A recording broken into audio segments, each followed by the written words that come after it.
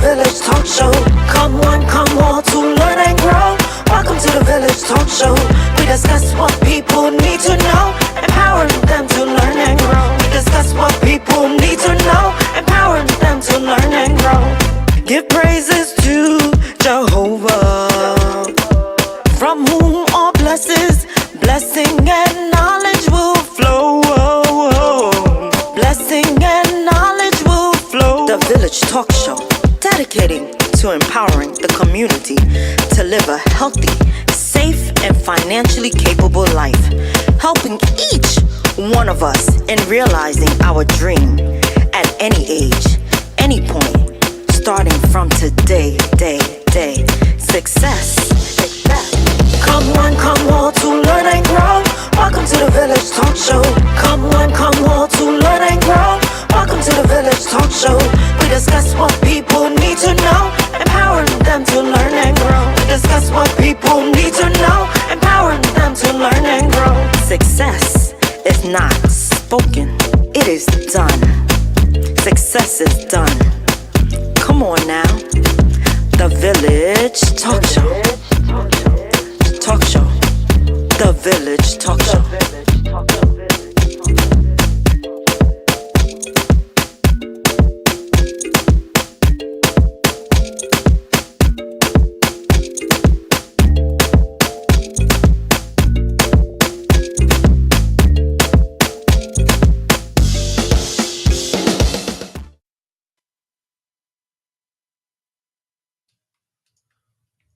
Good evening, ladies and gentle people.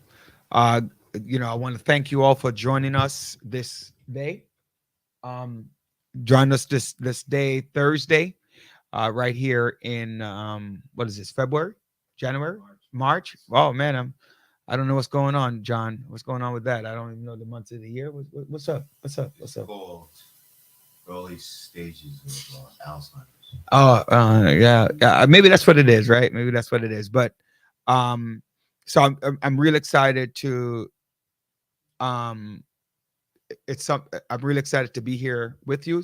Let me just bring you greetings on behalf of the Village Talk Show right here on 92.1 GD FM on your FM dial. So if you're traveling home one day, you're not on YouTube, you're not on Facebook, you could just join us on 92.1 FM right here in New York City.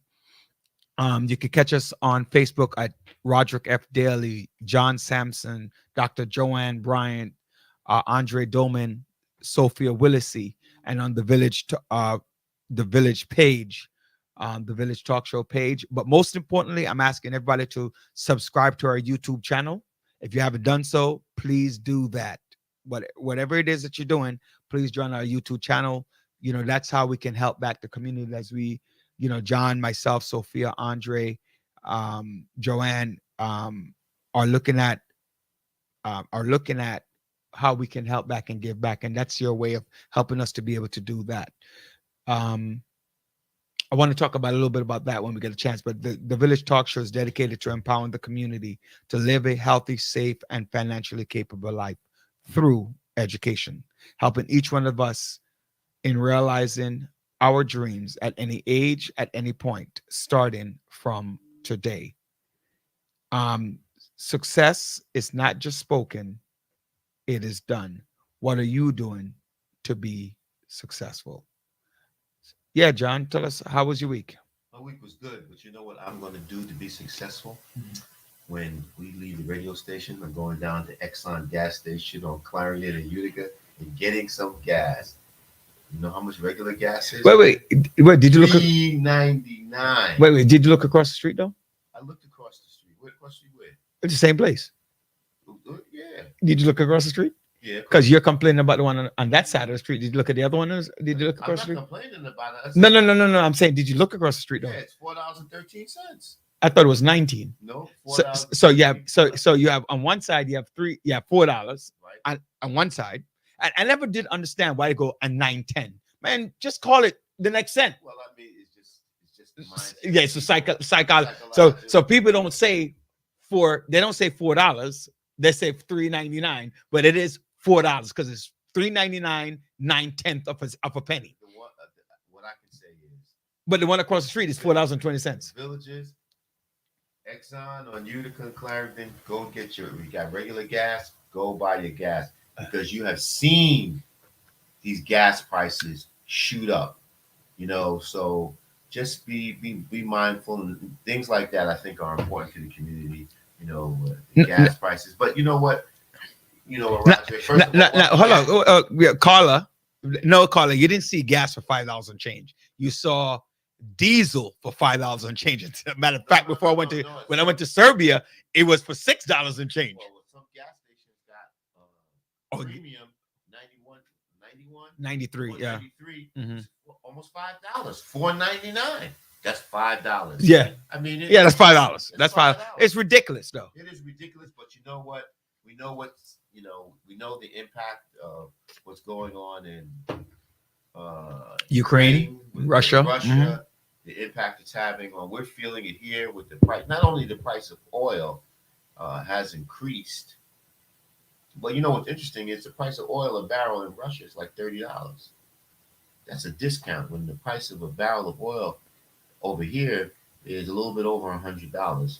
So villagers go down there and fill your tank up with that gas because who knows, by tomorrow it's going down. Rise 15. It's going down. May rise 15 cents. It's going down. Interest rates going up a little bit, but getting back to wait before we do that, right? Because you're gonna ask for survey, but I want to make sure I get my birthdays in before I do anything else. Okay. I want to forget because I know we're gonna be busy today, real busy today, right? One, happy birthday to my brother. It's coming up on Sunday, right? So his birthday is coming up on Sunday. Wish him a happy birthday. Right.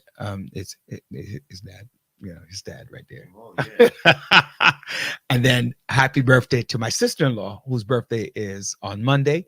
Belated birthday to Dion and my boy Merce. He calls himself Guy. What is it? Guy Jamaican. Right? Yeah, Guy Jamaican. Guy Jamaican. I just want to let you know you're late, Doc. Yeah. No, not late. Your fault. Whatever you're about to say is your fault. We don't care. It's your fault. It's not my fault. Cut it out. All right. Your technical errors, not mine. Let John was about to say something, but let you bring Greed in before John said what he was about to say. Good evening, everyone. Welcome to our last full week of March. Hallelujah. That's what you're happy about, yo? Yes, it is. Yeah, you know what? I did tell you happy birthday and your birthday, Empress. Your birthday was March 4th. I told you that. You should go back to YouTube and click on March 4th show.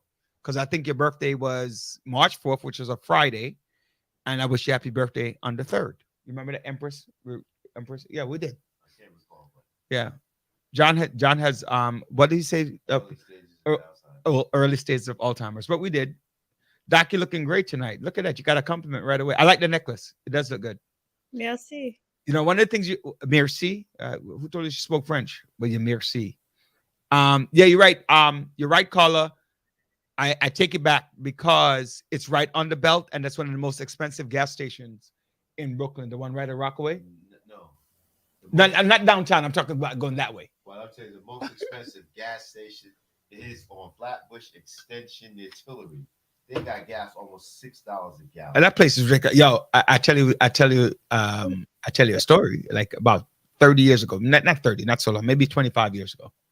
I was on my way to Manhattan, so I had to buy gas at that spot. Right. Back then, gas was like $2 and change. I was like, yeah. Back then, right? No, I'm talking about like premium. So it was 22 years ago because I had a Diamante. When I just bought it, so you want to put nice gas in it until you find out that crap, it takes so much gas, right? So I bought gas right there, and then I was going to school. 2001, I'm going to school at Rutgers University. I had to make a pit stop and get gas in Manhattan, like lower Manhattan, close by. I was like, never again. I'm going back to the hood. Do you remember that there was a Hess gas station on Remsen Avenue and Linden Boulevard Kings Highway? Man, that's where I was getting 99 cents, $1.29.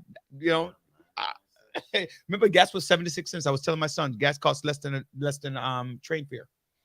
Really? It was a long time ago, man. But anyway, we were talking about your gas prices. Increase John's mic, please? Do what to John's mic? Increase the volume. We can't hear him. Can you hear him now? Talk, John. Can you hear me now? Oh, you No. gotta put the mic closer to you though. Can you hear me now? No, you need to turn on the mic. Turn on the mic. John's mic is on. Oh, well, No, it's not. Not on this end. It's on. It was No, always on. it's Hold on. Talk, John. 1, 2, 3. Yeah, no, you don't. It doesn't sound on. Thank you. So nobody heard me? Oh man. Let me go back again. We hear you, but it's echo in the back. It's Yeah, not. because Right. let me get that one. Let's try that one. I think so. They got in. Oh, you know what? Try it now. Can you hear me? No, Do it again. Can you hear me? it needs to go up. Yeah, it needs to go up. All right. I'm sorry, Andre. What did you say? Oh, no, but if you can hear through the headset, it's not the headset issue, it's the mic. I was saying give him that mic. Yeah. All right. Go ahead, John. Try this one now. Can you hear me? Yep. Loud and Perfect. clear. Yep. Perfect. So maybe when they change the system, they change it up a little bit. So I guess I got to figure out how to do that. We should figure Villages, that. that's what happens when you got bootleg microphones. I told Roger not to take it from the store down the corner, but he didn't want to listen. Yes, I did go to the dollar store. You know So- what I'm saying? And so- he bought these back from Serbia. So I told Hey, him, let me tell you how, yo, people out there, black people, we need to go places, man. who said we don't go places? No, we don't. Exactly. I'm not. When I say places, obviously I'm referring to where I went to. Right? Okay, we're not going to hang out in the cold when it's cold on this side. You understand? So you Nah, wanna- actually, to be honest with you, though, that's why.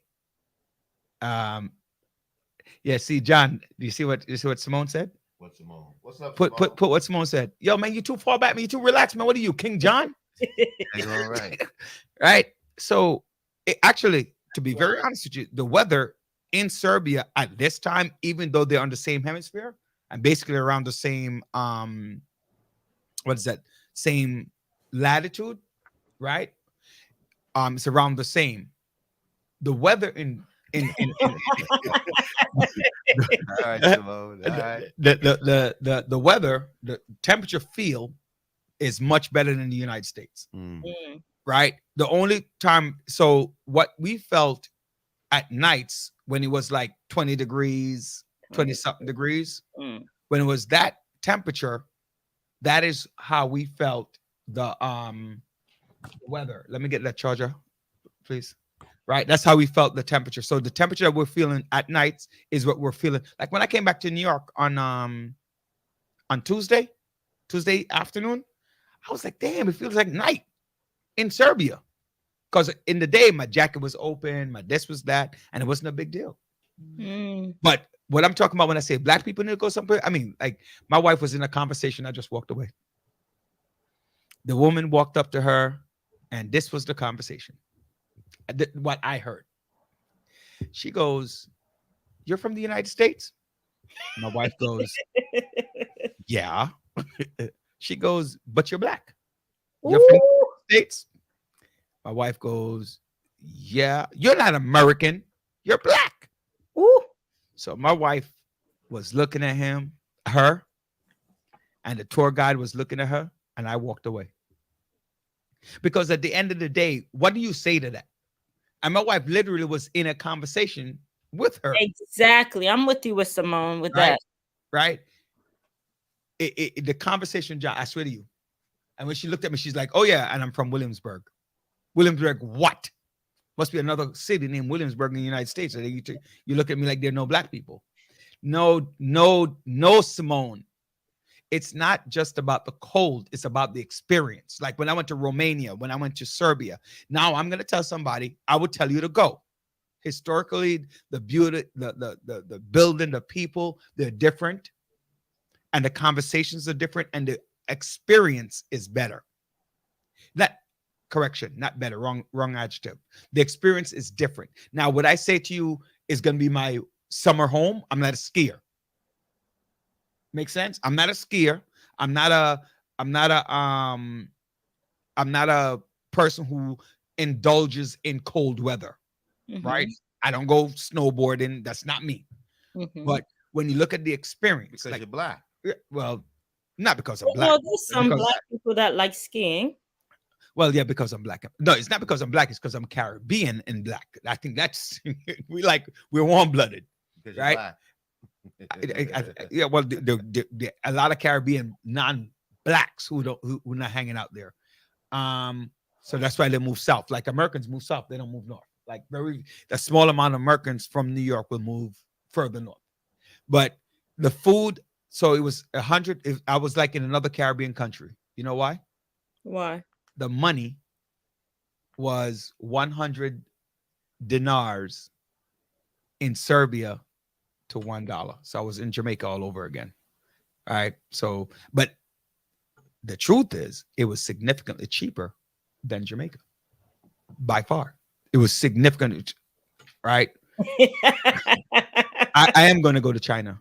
I am going to go to China. God's willing, I'm going to go to China. Simone, you don't know what you're missing. Yeah, I'm going to go need to China. You need to go someplace, Simone. It's not like you only go to Jamaica, Simone, you know where you need to go to? North Korea with Kim Jong-un. Nah, not North Korea, South Korea. I'm sending.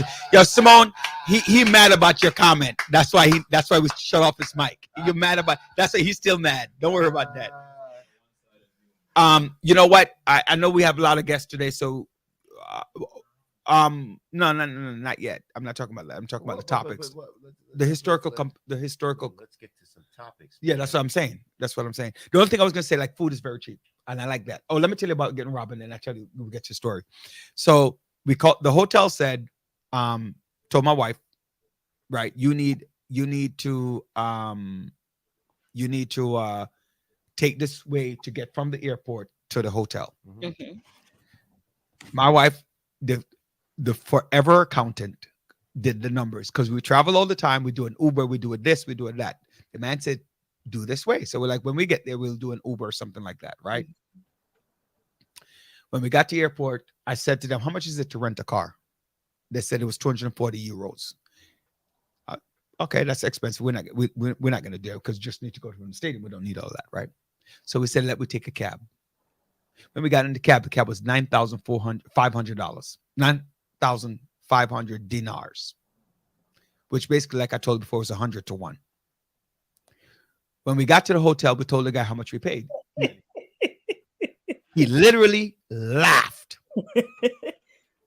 Because then when we went back to the airport, we did it the right way. It was 2,500 dinars. So we got robbed $70 on the first day. $70 on the first day. Right? And of course, you're gonna blame your wife. It's you. No. It's not my wife. My wife, it's not her fault because I probably would have done the same thing. Because we used to take in the Uber. Like when you travel, you should find out before you go whether or not they have Uber. If they have Uber, use the Uber because it's cheaper. But we didn't do that. We just assume it's Serbia, they have Uber. Right. Thank you for sharing, Carla. I remember my experiences living in Germany as a child. Absolutely. And then I also remember, my students traveling around and going back to school and teaching how those same things that they were seeing in the history book, they lived it in person. And that was a great experience. So the big thing right now, let's start with Miss, hopefully by the end of April, Supreme Court Justice Jackson. Thoughts? I agree. But you know what? How they went after her, they did not with our prior person who was nominated. That's not, and I was telling somebody that's not true. That is true. No, it's not. It's what happened because you're feeling more personal because you're black and you're a Democrat. Right? So I'm gonna tell you right now, the Democrats went after, first of all, the woman that got nominated Barrett. on the, what's her name? Barrett. Yeah, that woman. They went after her. They went after her before the Republicans accepted to take her nomination. And with Barrett, they went after her religious beliefs, what she believed in. About her, anti-abortion belief? No. But they did the same thing. No, but my point is exactly. Democrats and Republicans do the same thing. Yep, Democrats to each other. are appalled when it happens to one of their people, but when they do it, it's like Gavin Newsom. do as I say, but not as I do. Yep, like Now- parents. and No, that's- not like Gabby and Newsom, like parents. Well, Like parents, do as I say, I'm not what I talking do. about but parents is different. We're talking about elected officials who are Mm-hmm. supposed to do one thing and they always do another. But the bottom line is, I think it was fair game, but I think it was a little more. I guess to me it was sort of offensive in some instances because she is the first black woman Mm-hmm. going to the Supreme Court, and Supreme Court has been around for a century. Mm-hmm. Century. And- Shoot, and- that's the one thing I was going to say. Over a century, 242 yeah, years. 242, and Yep. it's just amazing that this is the first time. So but I think what really stuck at me was the way they skewed her record. Yeah. Especially like she's in support of pedophiles and the lighter sentences. Josh Hawley, what he did. Lindsey Graham, the disrespect that he showed to her. Like, Yes. you know what I'm saying? There was no reason for that disrespect whatsoever. And then Miss Blackburn, and what?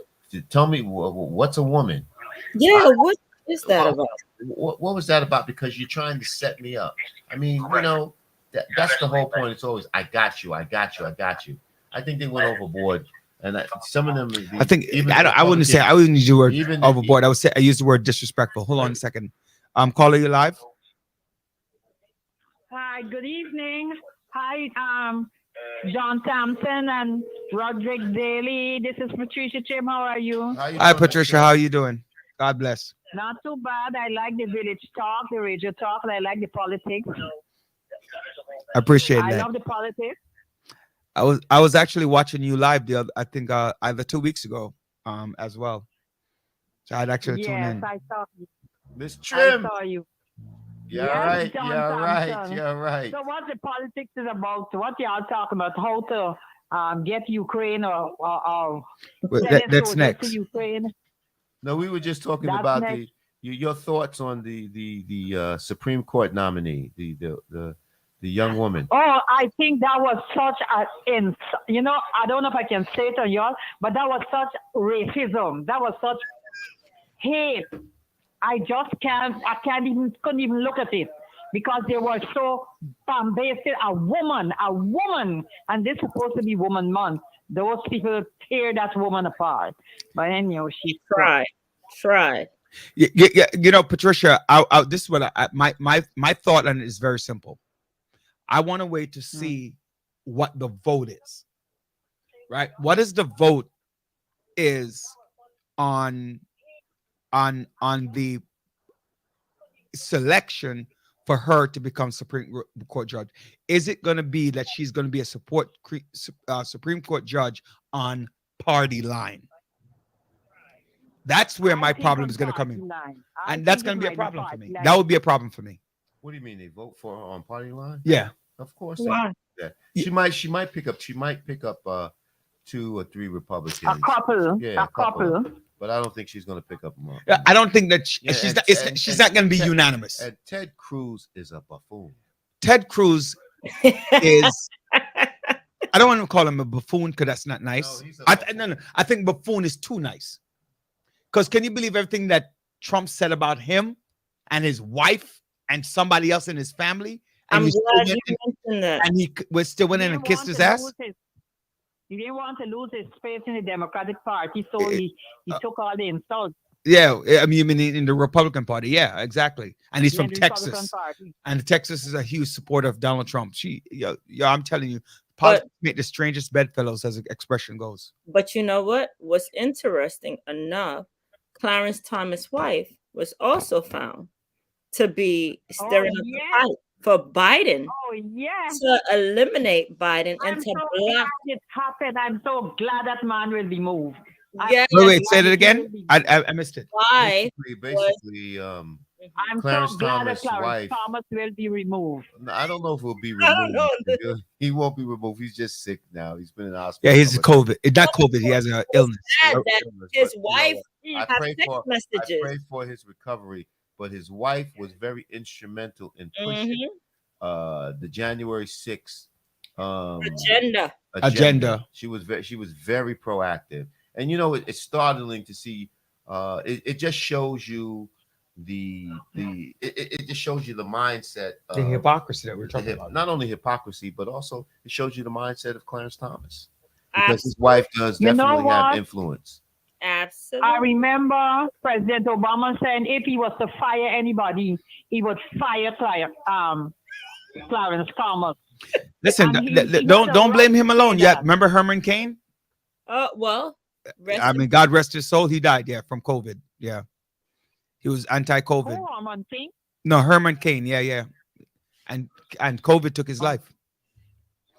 And then you're talking about and then you're also talking about Ben Carson, who, as a black community, we look up to because he came from nowhere. You know what, but right? this So way, you're irrespective of, I accept people having different views. Mhm. Black Republicans, you got black Democrats, but at the same time, the only thing we want is consistency.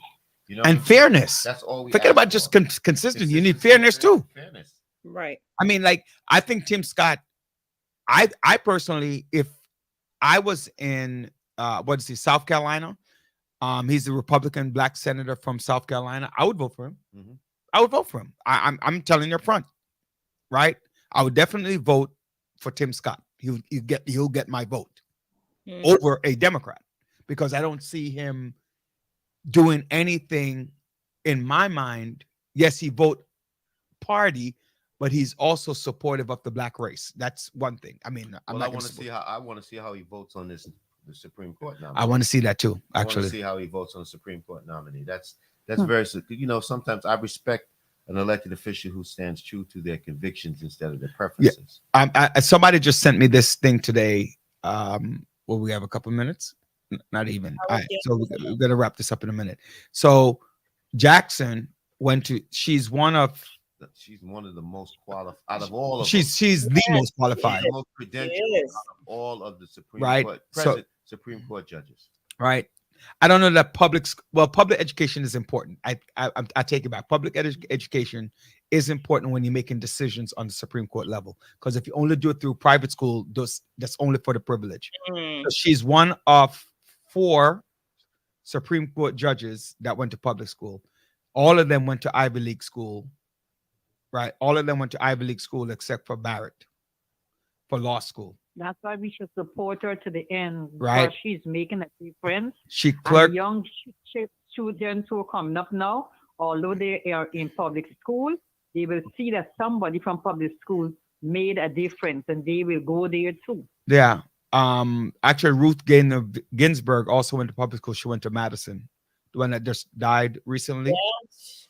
Who took the place of Ruth Bader Ginsburg?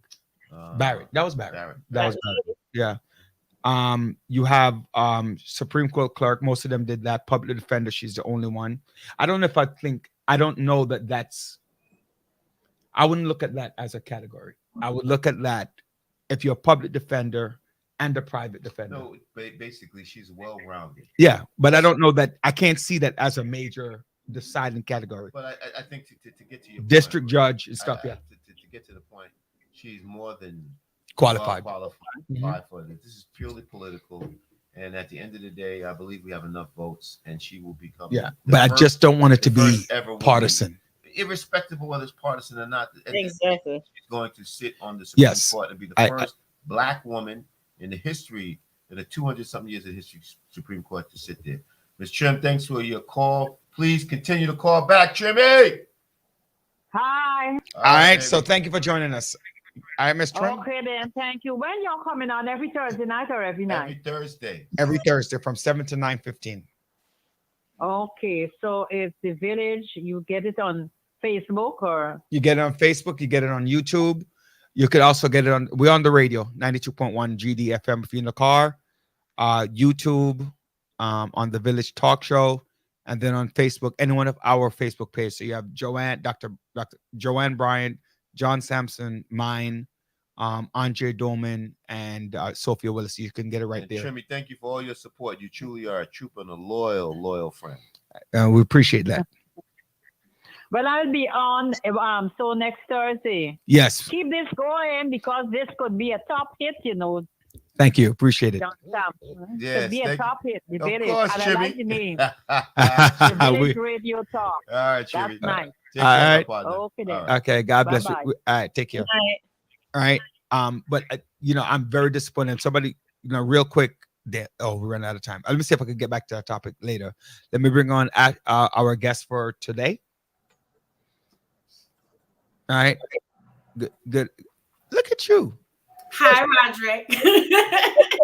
Oh no, Ashley, what's Hey, John. Hi, Dr. Brian. So beautiful. Wait, hold on. Wait. What the heck was that? Hey, Roderick. Hey, John. Hey, Dr. Bryant. Really? You in your is she the feelings, Roderick? stranger or the one you respect most? I don't know. I like to think that she's a He's in his feelings. He's on his feelings. He's in I his see. feelings. I see. You starting with me early, Roderick?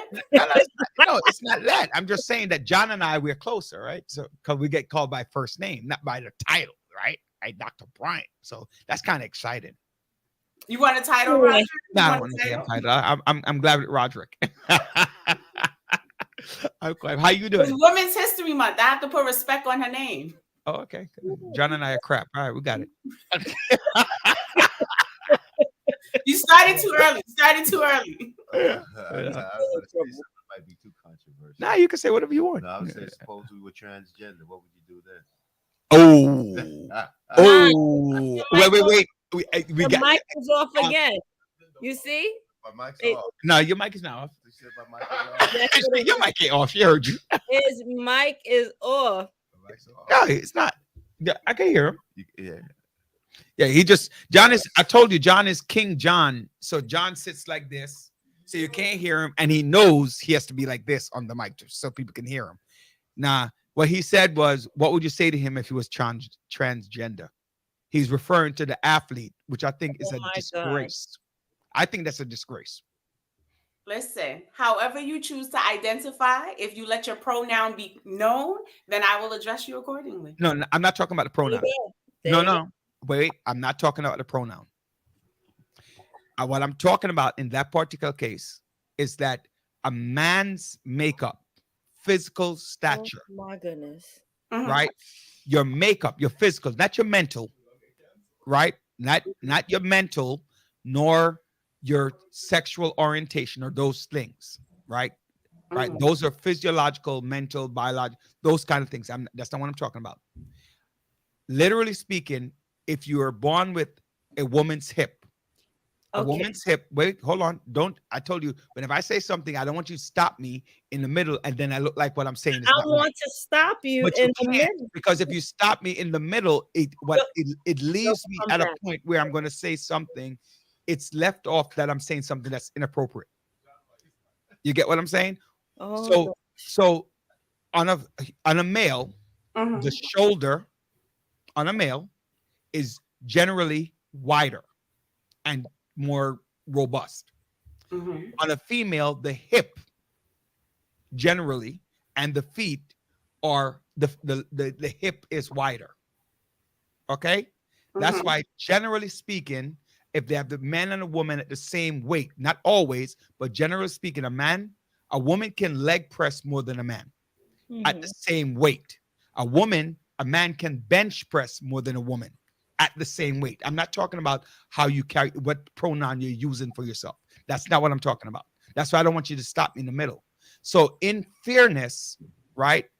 In fairness, is it fair that a person that was born a male to compete at the same level, at the same component as a person that was born a female? Because genetically, your physical component is not the same and it's not designed to be the same. So that's the question that is being asked. okay. But it's for a great topic. It's not for her. But go ahead. Yes, You say what you say. it is. How are you, Miss Rose? I'm doing well, Dr. Brian. I'm doing well. I'm so excited that you can join us this evening. So please share with the viewers who you are, what do you do, and I'm excited to share. Ooh, let me go and get my coffee. Go ahead. Sure. So good evening, viewers. My name is Ashley Rozier. As you can see here, I have been in education for 16 years now, specifically as a middle school math educator. And I have recently embarked on a new journey of getting into writing children's books. So my first published children's book is what I'm here to sort of debut and speak about. It pretty much highlights the idea of boosting math confidence in our young children, as it is something that is a struggle for many. So that's a little bit about me. And I'm used to taking Roderick's hits, so I'm okay, Dr. Bright. I'm okay. I didn't give you no hit yet. I know. It's coming, though, Roderick. I know you. No, it's not. I'm not gonna do that today. Well, maybe it might just slip out. That's all. But you know, I'm proud of my girl. I'm proud of my girl. I'm upset with my girl. I'm upset with my girl a little bit. Hold on, why are you upset? I'm gonna tell you why I'm upset. What? I'm gonna tell you why I'm upset. Why I can't tell her? Because I think she could be further ahead in her career, but she wants to be here, right? So it's not my decision and hers, right? But I'm upset because I feel like she could be. She knows that. We talked about this all the time, right? I told her, she should, not just be there, but she could be here and should be here because she brings. Have you ever sat through one of her math classes? No. Have you ever seen her do her math stuff? No, I never had the opportunity. Oh man, she's phenomenal, dog. Like she's like how would I put this? She's like a maneuvering type of person that knows exactly what she wants the students to learn and gets really mad if you're disseminating or delivering the information wrong. Like she just wants to teach every class. So she was my math coach, my math coach for a couple of years. And she would get mad at the math teacher. She's like, yo, what are you doing? And then when she walked into that room and she was circulating the room and like having the, because I made her in charge of my math PD, right? And talk to the teachers. She's legit. That's why I'm mad at her, because I'm like, take that opportunity and you know what I'm saying, like blow it up. But she's like, oh, I'm good. I'm good right here. I'm sure your principal feels the same way. Right. Well, we are in the process of blowing it up, right? We're trying different ordeals, right? Yeah. So as we know, although in math we like to think things are linear, see, look at that. Somebody agreed with me right away. See that? She's yes, Carla. I see you. Right. Yes. Right away, she agreed with me. Yes. But as we know in math, some things are linear and some things are not. So I am absolutely enjoying the ride of being able to taste a little bit of every field. Venturing into literacy is something that is a little bit different, but still in my background. I do have a master's degree in teaching literacy, so it's not too far-fetched. But for me, it's all about just intertwining all different aspects of somebody's life. So for me, this book was my way of taking my literacy background, my love for math, my love for children, and putting it all together. And representation is key. So ensuring that my main character was somebody who looked like the students that I teach. So a little bit of everything, Roderick. So I am on a path to blow up, as you say, or glow up. I'm just taking different streets and different, pathways to learn as I go. Ashley, you are blowing up. You're doing your thing. Like she is. Thank you, Josh. I always believe in nothing happened before it's time. This is the way that you and I might want it. This is your path, and you were meant to. And as a result of that, look what you're doing, and it's just amazing. But you always stay on the grind, and that's what you got to do. Just stay on the grind, and all your dreams and all that you have dreamed and when you have vision will truly be accomplished. So continue to be on your grind. Thank you. So please share with our listeners a little bit more about the book. I'm sorry, 1 second, Dr. Brian, and just go back. Chris, will do me a favor at the end of this. I don't want to ignore your question. Good, but after we finished talking to Ashley, we come back to that topic. We were talking about it for a little bit, so I don't want to make sure you think that we're ignoring. Go ahead, Joe. Please share a little more about your book, because I know students were excited to Yes. hear the author.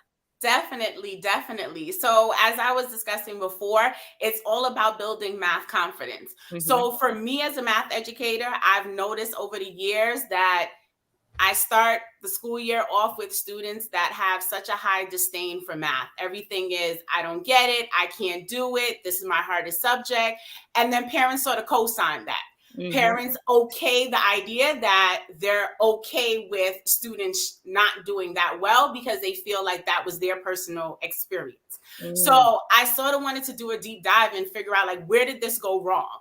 Right? Like, why is it that math has such this disdain? And what I realized was that a lot of students just don't have confidence in it, because oftentimes they quote unquote struggle.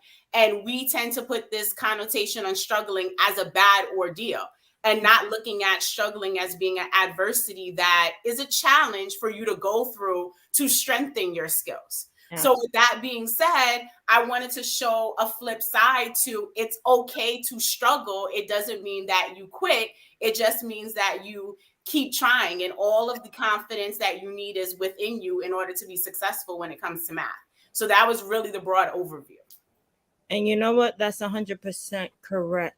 A lot of children give up in math as soon as they leave 4th and 5th grade and getting into middle school. If they have the wrong educator who don't motivate them, it is a pathway to giving up. Unfortunately, that is true. And it's a turnoff. And if the parents are not strong in math, then we could forget it. They're not going to even push them to try. Well, I didn't get it when I was in 4th grade, so my child don't have to do it. So I can relate to it's sad to see a generation of people who actually give up on mathematics but don't understand how important it is for our survival. You know, what I was having a conversation earlier this week, and I said, actually, it was yesterday, and now that I'm thinking about it, and it said to somebody, give them their roses while they're alive and not when they're dead, because when they're dead, they, you don't know that you're getting a rose, right? So I want to say something to you. I love the fact that you have you're a woman, right? Absolutely. And a woman in math. Yes. Right? Because I think, was it last week we were talking about, no, I just did something with STEM, and one of the things to look at STEM is just STEM in mathematics. As a matter of fact, I should have invited your principal, and I didn't think about it until right now. And then to know that your main character in your book is also a young female, to continue the trend to say, I am woman, hear me roar, and I can do math if I just put my mind to it.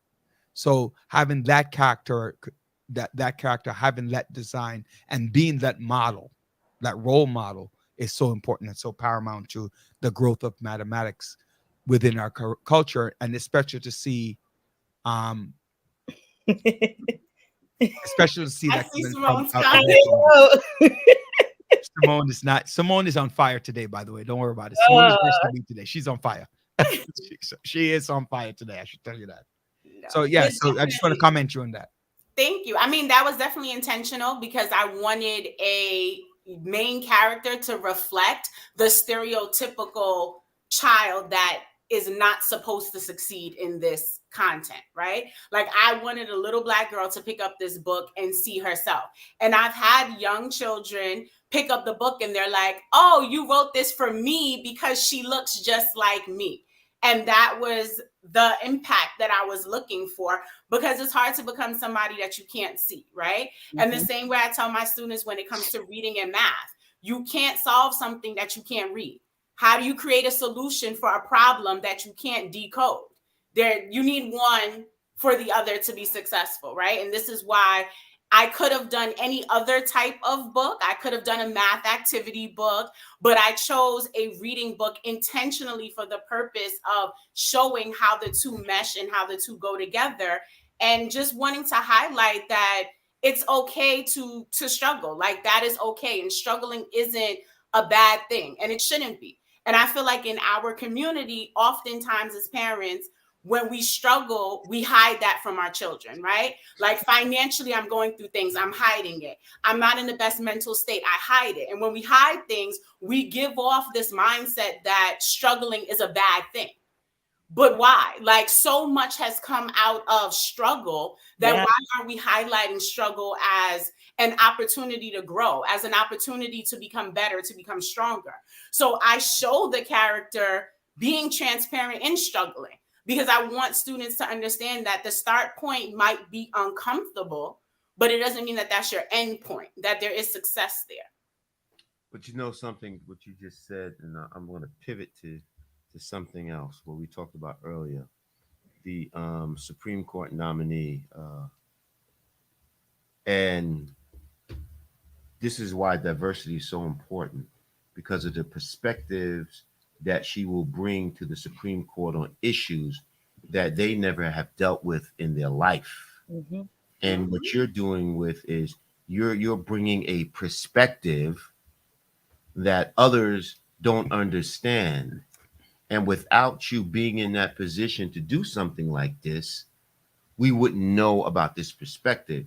So what I'm saying is, the bottom line is, this is why diversity of ideas, diversity of cultures is so important, because we bring our own life stories and our life experiences to educate one another, and also to trigger those individuals who face the same things we face, but who never wanted to talk about them. You give them the confidence to, now, I wasn't the only one. I can relate to this. So therefore I can be open, and I can be open-minded. So again, although it comes full circle to even when we were, Roger, we were talking about the transgender and issues like that. It's just the whole point of just being open-minded to look at things from different perspectives, so we can be more acceptable. Not acceptable. We can accept. We may not believe in it, but we can accept the differences that people have And celebrate that. and Right. celebrate it. Yes. And I think in transparency, you decide, like, am I looking at myself through a window or a mirror, right? Like, that whole concept of, am I seeing something different? Am I offering that? Or am I just reflecting the same insecurities that I have? Or am I reflecting the greatness that I have within me, right? So just being able to have those conversations and be transparent, because a lot of students or a lot of people just look at me as, you're in the math field, you must love math, you were always great at it. And for me, college was the worst when it came to math. I literally was just like, I just need to get out. I just need to get out of college. I just need to graduate. Like, just whatever I need to do, that was it. So to become a math educator, with the time in my life when I was prepping for this career, I was not the strongest in that field, is also a conversation that I have with my students, so that they understand that there are moments, right? And in full transparency, up until college, all of my math teachers either looked like me in gender or race. So I always had that relatable aspect there. And then I got to college and none of them looked like me in race or gender. So I had a different experience than you. I had a total different experience with that you did, where most of my educators were males and Caucasian. And didn't care, unfortunately, and lost me in middle school. I was like, I love when I had this Black teacher in 4th grade. His name was Mr. Toledo. I'll never forget. He put the love of mathematics in me. And I got to middle school and that went downhill, unfortunately. It was like, okay, whatever. Hey, I still get a paycheck. And that's what was told. And you lose children, and that drive and motivation and things like that is gone. And you have a generation of people who are turned off if they don't have the right person sitting in front of them to actually teach them, hey, you know what? This is a fun career and you can go on, not even a career, but this is something that you will need for life. But so you're pushing. But it's also the energy that, the the energy that you bring, and Mhm. that energy is contagious. You Mm. know, I remember in school I had a Spanish teacher named Miss Lambrinos in high school at Tilden, and Miss Lambrinos was one of the best teachers I had because she cared for her students, but she was enthusiastic in teaching us Spanish, and we enjoyed it. You know, and this is what's missing in our public school with our educators, because there's always the issue between charter schools, public schools. It's the enthusiasm and the energy that the That's true. teachers bring to our students to engulf them, to bring them into that. And when you're in school, you're in that imaginary world for a couple of hours where education is fun. Mhm. You know what I'm saying? And this is what I want to do. I want to learn. I want to be broad. And our inability to enhance our understanding of all different topics limit our imagination, and therefore it makes us it makes us how can I say, it makes us just narrow minded in our thinking and our methodology. So you know what? I have to give you a shout out, Ashley, because I love the character that you decided to pick. She is absolutely stunning with her big puff puff. And in addition, to introduce children as young as, what's the age group that your book? So primarily it's targeted for early elementary school. Mhm. But what I love about the book is I feel if you're a reader as a child, you receive one message from it. And if you're an adult reading it to a child, there's also takeaways for you as a person, because I did a lot of play on words that you're allowed to, as John said, like take your creativity and lend itself to different aspects of your life. So I definitely would at this point say it's really for all ages. Everybody gets something, out of the book. And it's sort of like my philosophy for teaching, that there has to be something for everybody. There has to be a point of access for everybody in the room. And I think that, just to piggyback off of what John was saying, the idea of having fun in school.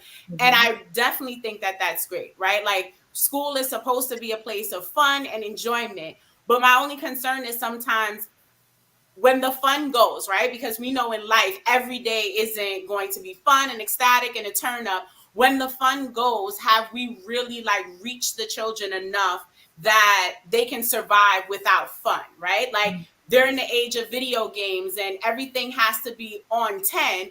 And the moment you're like, here's a book, read in silence, they're like, okay, what am I supposed to do? Like, there's no music, there's no this. They need everything accelerated. So I also want to push the fact that like getting to the core for students is about accessing a place for them where they can succeed, right? Every child isn't going to be at the same place in your classroom, but there's always going to be a start point. So for me as an educator in a mixed room, I always go with the, what do you notice?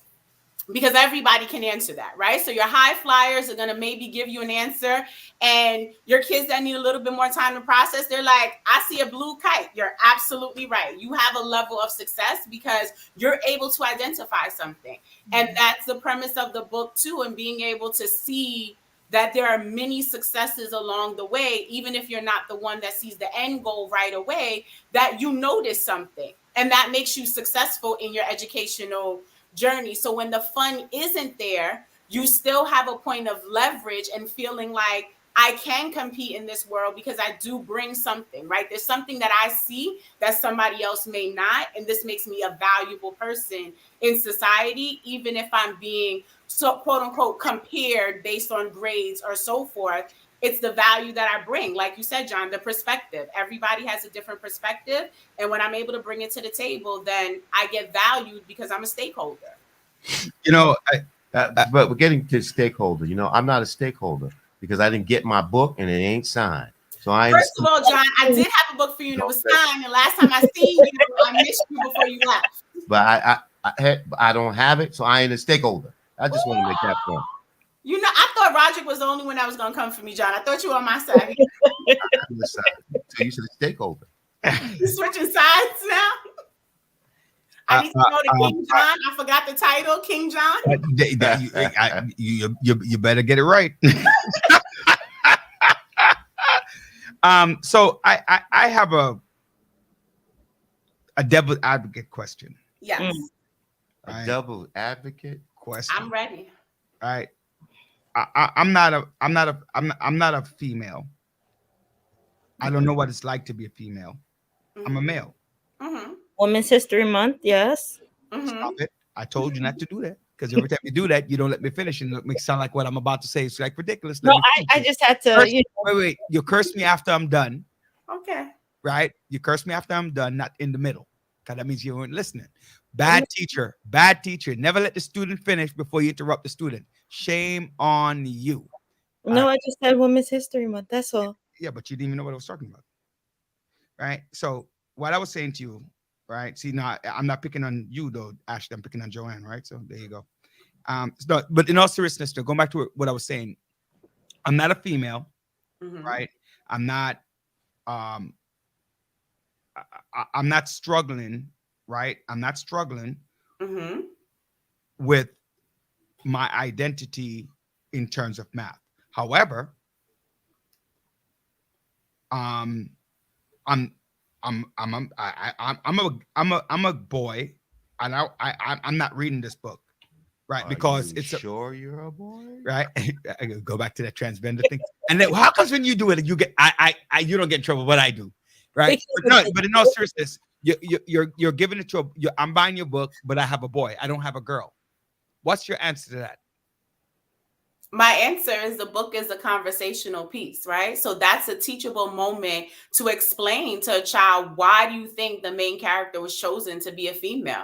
And to speak to the fact that oftentimes this content or this field is not stereotypically targeted for a young girl. So that is why. I'm 6, I'm 7, I'm 8. I don't care. Right? I don't care. So, right? I don't understand it, Daddy. Right? I know there are negative things in this world, but I don't want to read the book because it's about a girl. Because okay, so I give you a good example. I have a son, Grayson. He will not wear a pink shirt. No matter what I say to him, he ain't wearing no pink shirt.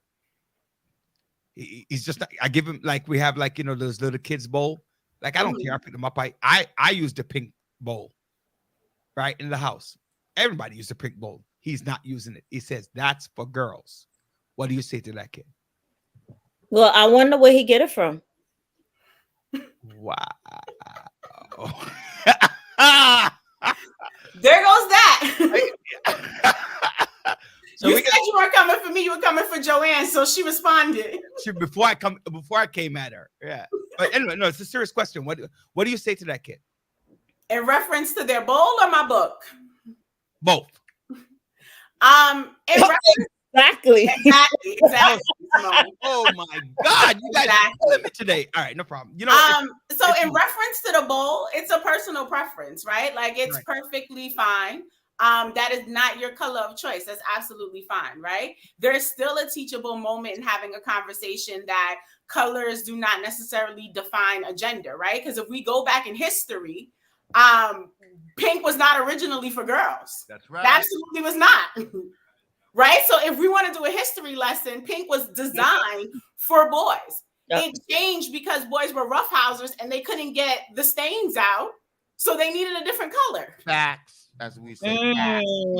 Right? So let's start there. I love that. Right? But you know what though? I was also looking for an answer like this too. I told you I was playing that.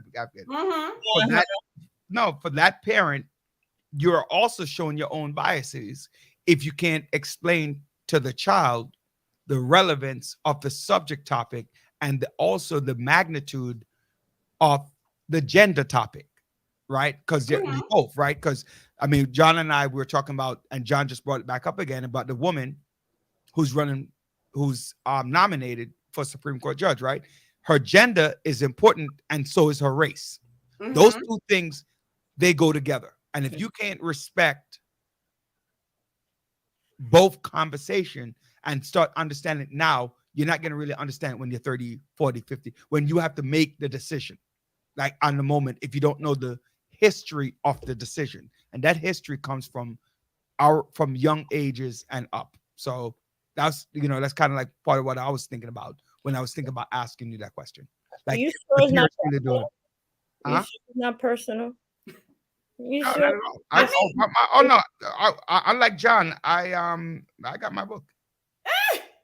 But I'm saying, like, absolutely, because it goes back to what? The teachable moments, right? Like, we're all going to have our bias, some explicit, some implicit, right? That's just what it is.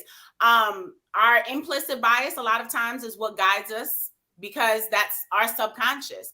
We can't get rid of it. We can do things to mitigate it. We can be more aware about it. And this is why you do have a community of Black authors that are raising the awareness, right? That a lot of children's books primarily are by animals. Right. So we can have that conversation. Like, this is why representation is so key, because when you go to the idea of looking for a Black children's book, they always want to personify it in African culture with a fable, with animals. Yes.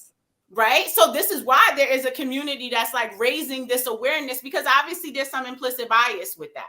And there's a very big target audience, you know, that's subconsciously being targeted there. We know what that is. So again, my intent based upon me being aware of these bias are to represent when I can, right? And in this case, being able to publish something that showcases stereotypically what is not supposed to be common, to show that this is what it is, right? Exactly. I see you getting some comments. Let me just go over some of them. I think it's Roger. No, we read that one. It's tragic why they don't wear pink. What was the next one there? What was this? See, Joanne and I are thinking alike. But there was so Tanika Rogier. So the last names are similar. So this, but who's that? Your sister? Why did he ask to go there? Kids feel we don't need math, but your daily life, you are always using. Yes, we want to go to that in a minute, right? Pink looks. What's this? Pink looks good, amazing on men. That's true. I love pink, by the way. Look, there goes my boss. See, all my boss is on you, Roger. No, I love pink. I love pink. I'm not gonna wear a pink suit. Shout out to Miss. I will not be wearing no pink pants, though. That's not gonna happen. I'm not doing that. But I wear everything else. What pink. about pink undergarment? Underwear? Yeah, I have pink underwear. Yeah, I don't have pink marinas, but I wear that. The only pink thing I will not wear. I will not wear two things that are pink. I will not wear pink shoes because I just don't think they look good, and I'm not doing it. It just looks really ghetto-fied, and I'm not doing it. I don't care. You could call in. This is one of those moments, Joanne, when you could tell me to shut up. But I can tell you that up front. But I'm not wearing no pink. You're hanging yourself there. She said, you told me don't cut you off in the middle. I'm listening. Yeah, don't cut me off in the middle, right? Wait till I'm done choking myself, right? And then I'm not going to wear pink pants. Those two things are not happening. But everything else pink is fine with me. I don't have an issue. I don't have an issue with a pink shirt, a pink jacket, pink tie. You know, I don't have issue with pink at all. I'm not wearing the pink pants. Real men wear pink, right, John? White nice sneakers and a nice pink polo shirt. Brother, I wear pink shorts though. I wear pink shorts, but I want. Now, did you tell your son that he could wear pink pants or shorts? If I'm not doing it, you think I'm gonna tell him that? Okay, so that's where your bias come in. Yeah, don't be putting me on the spot. You notice I left you alone today. I left you alone today, even when you cut me off because you didn't want to hear nothing about politics, and you cut me off. Oh, you think I didn't notice? Do this all the time. Oh, okay. Right? Students have to work in groups, mixed genders, and if there is more understanding, it moves to more productive group work. Now, not always true. I'm gonna ask Miss Ashley, can you please read a little snippet of your book to us? Wait, before she did that, let's go back to this question. Somebody asked it. Go ahead. What's the question? Tanike, did I pronounce it right? Hopefully I pronounced it right. A lot of kids feel we don't need math. And I think John had a question about that. But your daily life, you're always using math. Mm-hmm. Well, I mean, you hear about all these different math stigmas, but I believe at the end of the day, you will always need math. You need the fundamentals of math. Mm-hmm. You know, 2 + 2 is 6. So 2 + 2 is what? 6. Okay. No, I mean, definitely, just to speak about that, we all know the number one stigma is I can't do math, right? Like Right. the first thing kids say, I can't do math. Mhm. And that is like my pet peeve, because I'm like, so you can't do an entire content. Like, so you didn't wake up and tell the time this morning? You didn't go on Google Maps and figure out what time you had to leave your house in order to get to school? Like, How to get to school. Right. So these are a lot of things that people take for granted. Like, you didn't go to the corner store and get a bacon, egg, and cheese before you came to school and get your right change back, but you don't do math, right? So one, it's the whole idea that like math is just completely canceled. So one is being transparent. Like I tell my students all the time, I'm a math educator and geometry is just not my thing. I teach it. Do I enjoy it the way that I do arithmetic or algebra? Absolutely not. Like that spatial reasoning for me, it doesn't come to me like this, right? That's not my forte. So I don't cancel out an entire field because there are specific skills that are not necessarily at the top of my strength list, right? You know what's funny about that? What? I teach Spanish. I speak Spanish, but you turn on that damn Spanish song, I tune out. Because I even in English though, I do it. I can't dance, I can't sing, I don't know Spanish songs. We know that, brother. So I hear what you're saying with geometry. I will pick up a song and we'll play it. But yeah, that's not me. Right. Yeah. So I get it. mean, so part of it is having those teachable moments about like math isn't just what's in your textbook, right? Yeah. And it's exposure to it. Because if we only teach the curriculum that's given, when do they see the real application in the real world? And to go with what John is saying, like the immediate thing that students ask is like, when am I using this specific topic in real life? And they're missing the fact that it's not the topic, it's the skill. Like logical reasoning, critical thinking, like analyzing for like what makes sense, elimination. Those are the skills that are transitional for life. So will you use trigonometry if you don't go into math field? Probably not. Like SOHCAHTOA would mean nothing to you in your adult life. However, the skill set of being able to manipulate situations, to add something over here and take away here, they're transitional skills. And that's really the part that students need to begin to understand, that it's not a content skill. It's actually like a thought process thinking skill. And that's why you use math every day. Right? Not like, oh, I can tell you 7EE.A6. Like, no, I don't care about the Common Core standards in real life when I'm 35, right? Like, I'm not highlighting that in my day-to-day. But how I navigate my day-to-day is very mathematical. Let's be honest. There are a lot of people that cannot read but manage to make it through life, right? There you go. But there are not a lot of people that can't math that make it through life. Right? I can finagle not being able to read certain things. And until a person asks me to read aloud, you may not even really realize how deficit my reading skills are. Well, but it's very evident when I can't do mathematical, spatial skill set. When you can't count your money. Ask R. Kelly. Yeah. Yep. Right now. Ask Mike Tyson. Ask Mike Tyson. Ask Allen Iverson. Go through the right? list. And let's be honest, languages are different all over the country, but math is math. Math is universal. No matter where you go, it's the same thing. You know, it's interesting. I always say one of the things I told my students, right, when I taught, and I was very clear with them. I said, education, right? You will not use 90% of the things that you learn in education, because every field does not require the same intensity of that field, right? So you're better off when you're doing something that you are learning, right? You're learning because education gives you choices. So when the choices come, so you might think like you want to be an architect, you need math. You want to be a lawyer, you need math, right? Because you have to know how to write those briefs, put the numbers up. You know what? Grown people can't even recognize Roman numerals, right? Grown people, and the importance of Roman numerals, right? So if people don't know, if you want to be, you might not need to be Benjamin Banneker when it comes to math, right? If you're going to be a doctor, but you need to know how to write the drugs, what the amount of milliliters or whatever unit you're going to use, how they came up with the unit, on those, anything at all. So you know, every field, and no matter which country you go to, you will understand math because it's finite. Math is finite. The language might be different, but the how you get to when you talk about SOHCAHTOA, sine, cosine, etc., it's still the same no matter which part of the world you're in.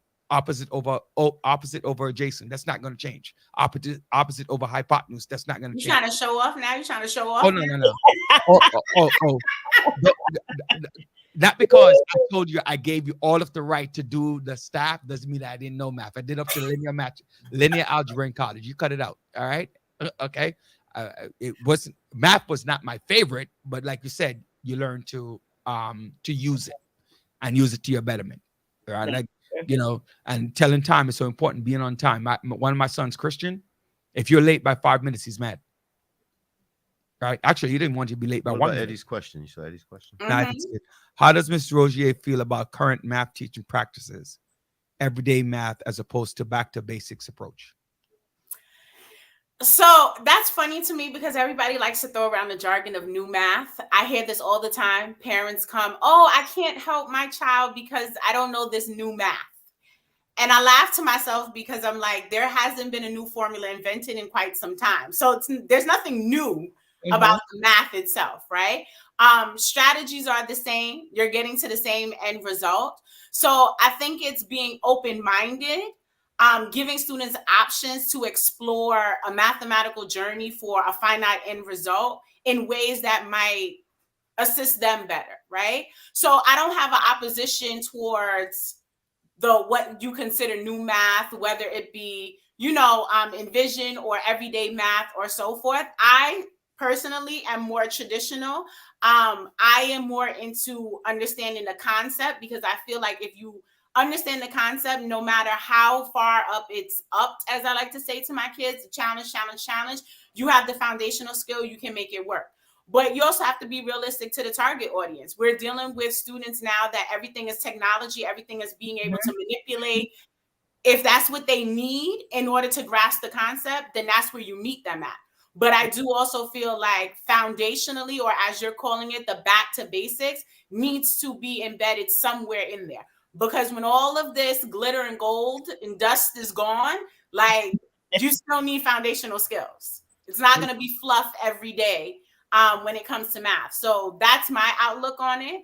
And I'm just in the mindset of whatever works for your students or your child is what you do.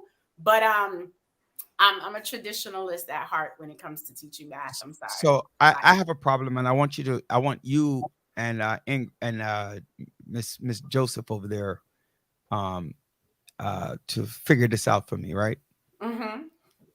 Math is math. This Common Core mathematics. Oh, these problems have to be word problems, and they have. Listen, man, my child is in math. So if daddy knows how to do math and the child knows that 2 + 2 = 4 by reading the problem, I don't want to hear that color the dots, color the this, do the this, answer this question. Like I saw my son answer my 7-year-old answering a question. I'm like, this is a very retarded. Well, let me not use that word. Let me just say that he needs to show that 7 and that 9 + 4 = 13 and 8 + 5 = 13. And then if you take off 1 here and add 1 here and subtract 1 here and put it, I'm like, yo, my son don't need all that. He needs to know that 9 + 4 is 13, right? 8 + 5 is 13. How to manipulate it, and if he has to do it this way. Well, you know, he has to do it that way. What to waste time? It's called deduction. Deduction, my foot. It's called analyzation. Yeah. So tell us like your book. How do parents get to that book? And schools. Well, you can't do schools yet, right? Right. Public do schools. schools yet. Public schools. But as individual parents, you can go out and get it. But it is available on Amazon. So again, the title, The Math in Me. I also have a website designed specifically to promote the book, as well as interactive games that coincide with the book. Website is the same title as the book, themathinme.com. So there are multiple ways there, and social media, Instagram. The link to purchase the book is there as well. And the Instagram handle is the same, The Math in Me. So at the Math and Me for Instagram. Everything is the Math and Me. Gotcha. Dr. Brian had asked you if you just read like 2 pages of your book. Sure, no problem. Don't think I forgot you, Dr. Brian. I did remember. Well, thank you so much. I appreciate you. Oh goodness. I don't Okay, appreciate you so today, I though. will just do. So as I mentioned in the overview, the whole ordeal is that the young lady is struggling. What I did not mention is that she has a mathematical toolkit that comes to life, and all of these tools speak to her to give her the encouragement that she needs. So this is where the play on words comes in. So, for example, when she first realizes that her ruler comes to life, her ruler says to her, "Don't cry. You definitely measure up to all of your classmates," said the ruler. "You just need to look at things from another angle sometimes," said the protractor. "At times in math, you need to circle back, make some markings, and go for it again," said the compass. "It's okay to make mistakes and start over," said the eraser. "And remember to write down what you know and show your step-by-step thinking," said the pencil. So those are the 5 supporting characters that give her her push of encouragement with a little play on words. So for students that don't know what a compass is, they just think, oh, it's a cute saying. And as an adult, if you're reading it to your child, you get the subliminal behind it that compass is used to make circles and markings and arcs. Awesome. I thank you for that. It's funny because our next guest, who's a former WNBA star, in Val Whitening, it's interesting that she's on with the show because stats in the NBA, There you go. those things are paramount. So knowing math and the basic of math, for those young kids, knowing the statistics is so important. So learning the foundations at the onset. There's so many times that you have so many people of color who made it as superstars, but then at the end of the day, they're dumb as doorknob, and somebody.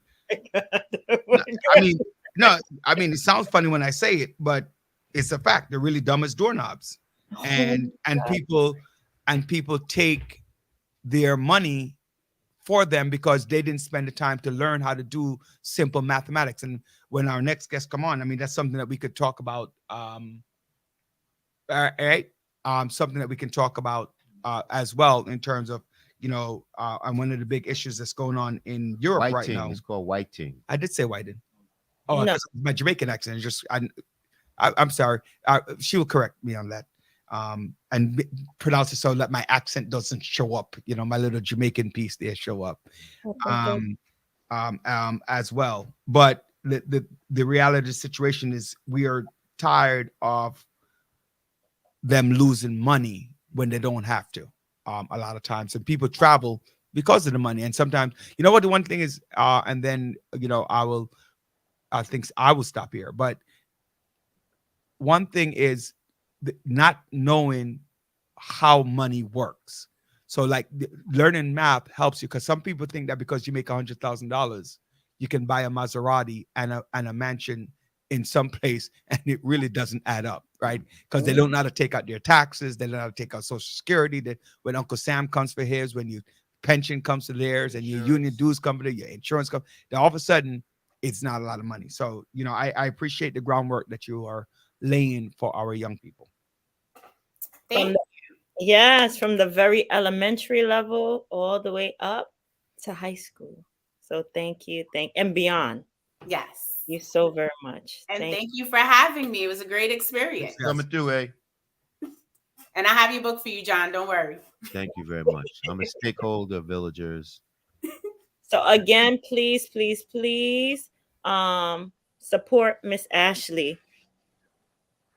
And by the way, people, ladies and gentlemen, you go to her website, the more looks, just like on the Village, the more looks you get, the better it is for her, because it shows that people are using it. So Ashley, God bless, and thank you for the book. My son did enjoy it, and I did enjoy reading it to them. Yes. All right. So our next guest will be here is on. But before she gets on, just want to remind you that we are brought to you by the Single Parent University. Hi, Doc. We see you. We see you. And just to let you know, so it's on, and they provide transportation, they provide babysitting, right? And it's free. It's free to the public. We just spoke about some things that math can do for you. So financial management, nutrition, and wellness, that's all part of math. Resume writing, cover letter, career exploration, even give you some legal assistance. So please do come out and sign up for the Single Parent University. And you're going to call 646-779-6767. Or you can simply send a text message to SPU at 71441. All right. Again, the Single Parent University. Coach. Coach, What's up? welcome back. Welcome back. Thank you. Welcome back. Joanne was just so excited. She's like, Yes. It's Women History Month, Absolutely. and they're powerful women in Black history. And she's like, yo, Roderick. She told me, like, she called me up and she bossed me up too. She bossed me up. She bossed me up. She literally bossed me up. She's like, I'm like, all right. Don't pay no mind. Do not pay him any mind at all. Wait, hold on. I'm live streaming this as well. Right. Awesome. So there are 3 guys, and I want to make sure that I'm not wrong here. Was I bossed up? Are y'all gonna pick up for Joanne? Look at What does bossed up mean? No. We were very excited to have you. And she was like, when the name come up, Black History Month, Women's History Month, she's like, I think that, let's revisit Coach Val, because she's, she's highly represented in our minds in terms of women history and what it is that you had done as a former WNBA player, as a woman Black woman in history, and how important your value is. Thank you. With the children and the people that she actually works and affiliate with. So thank you for joining us this evening, Coach Val. Thanks for having me. I appreciate it. So, a lot of things going on now. And so what I want to do is to reintroduce yourself to our audience. Okay. Just tell us a little bit about you and, background, college, all that good stuff. Sure. I'm also live streaming from my followers watching this as well. Hope that's okay. Welcome, followers. Welcome, followers to the Village Talk Show. I am Roderick Daly, your host. You have Dr. Joanne Bryant, your co-hostess, and John Sampson to my left, who is our co-host on the show. So welcome all to the Village Talk Show. Don't forget Sophia and our good brother right here, Andre. Yes, our executive producer Andre and our producer Sophia Willisey. So welcome all of you, and thank you for joining us as we have Coach Val right here on the Village Talk Show. Okay, so my name is Val Whiting. I live in this Seattle area, but I'm originally from the East Coast. So I'm originally from Delaware. I went to college at Stanford University, and I graduated with a degree in biological sciences. I was pre-med. Women's basketball didn't exist. Well, let me back up. At Stanford, I was part of 2 national championship teams. I was a 2-time All-American, 2-time conference player of the year. I left as the conference's all-time leading scorer and rebounder. Of course, that's been passed since I left. Women's basketball didn't exist in the United States. I went overseas to play, and I played in Europe. I played in South America, and then a league called the ABL came about, and that league was during the wintertime, the American Basketball League. It started in 1997. It only survived 2.5 years because while the ABL was on, the WNBA came into existence, and we couldn't really survive with 2. So actually the WNBA kind of put the ABL out of business. The league folded, and most of us went over to the WNBA to play. So I played 3 years in WNBA, and in total 8 years as a professional athlete. I retired in 2002. I'm a mom of 2 boys. One's 21. So I actually was playing basketball when I had my first, and I have another son who is 17 years old. I own businesses. I used to own a gym. I've owned basketball camp businesses. What I'm passionate about now is inspiring and empowering female athletes. And that's what I do on TikTok as I am Coach Val. I dedicate my whole account to hyping up women's sports, and also am a performance edge mindset coach where I coach female athletes in confidence and mental toughness, how to get over fear of failure, how to get past mistakes. So I enjoy doing that as well. And yeah, that's me in a nutshell. I'm a full-time content creator. I just started a new podcast called Stay Fierce, where I highlight stories in women's sports of athletes and people who work with athletes, helping them to move with fierceness through the world. So that's it. I remember the last time you were on, you were just thinking about starting that podcast. Actually, I remember we were talking about that the last time you were here, Coach. trying to get us started. I like to. I guess they call me the controversial one, and the just bringing that whole issue with the transgender and the swimming swimming competition, and just sports in and of itself, and the way things are it has changed, but society has changed. So how can we be more acceptable to speak about it, to talk about it, to discuss it, and to be more open-minded and looking at different things instead of just being narrow-minded, closed-minded, and just trying not to talk about issues such as this? Well, first of all, I want to preface what I'm saying is that I'm not an expert in transgender issues. I just know what I've read, and I try to keep an open mind. Right. With the most recent, with the University of Pennsylvania swimmer, well, we say this. People seem to only have a problem when transgender women come in first place. But there's many a times when transgender women aren't winning and are coming in third, fourth, seventh place, and no one says anything about it. It's only when that person, when she wins. So that's how I see it. Great point. Great point. And that's why I bring these things up, to the perspectives that people need to be open-minded and understand. It only becomes controversial when you make it controversial because someone has won. If there's someone, if you still in the, if you are not making, if you're not making a difference, or if you are not within the norm in the realm, that's when the controversy arises. So this is why we need to see for what it is.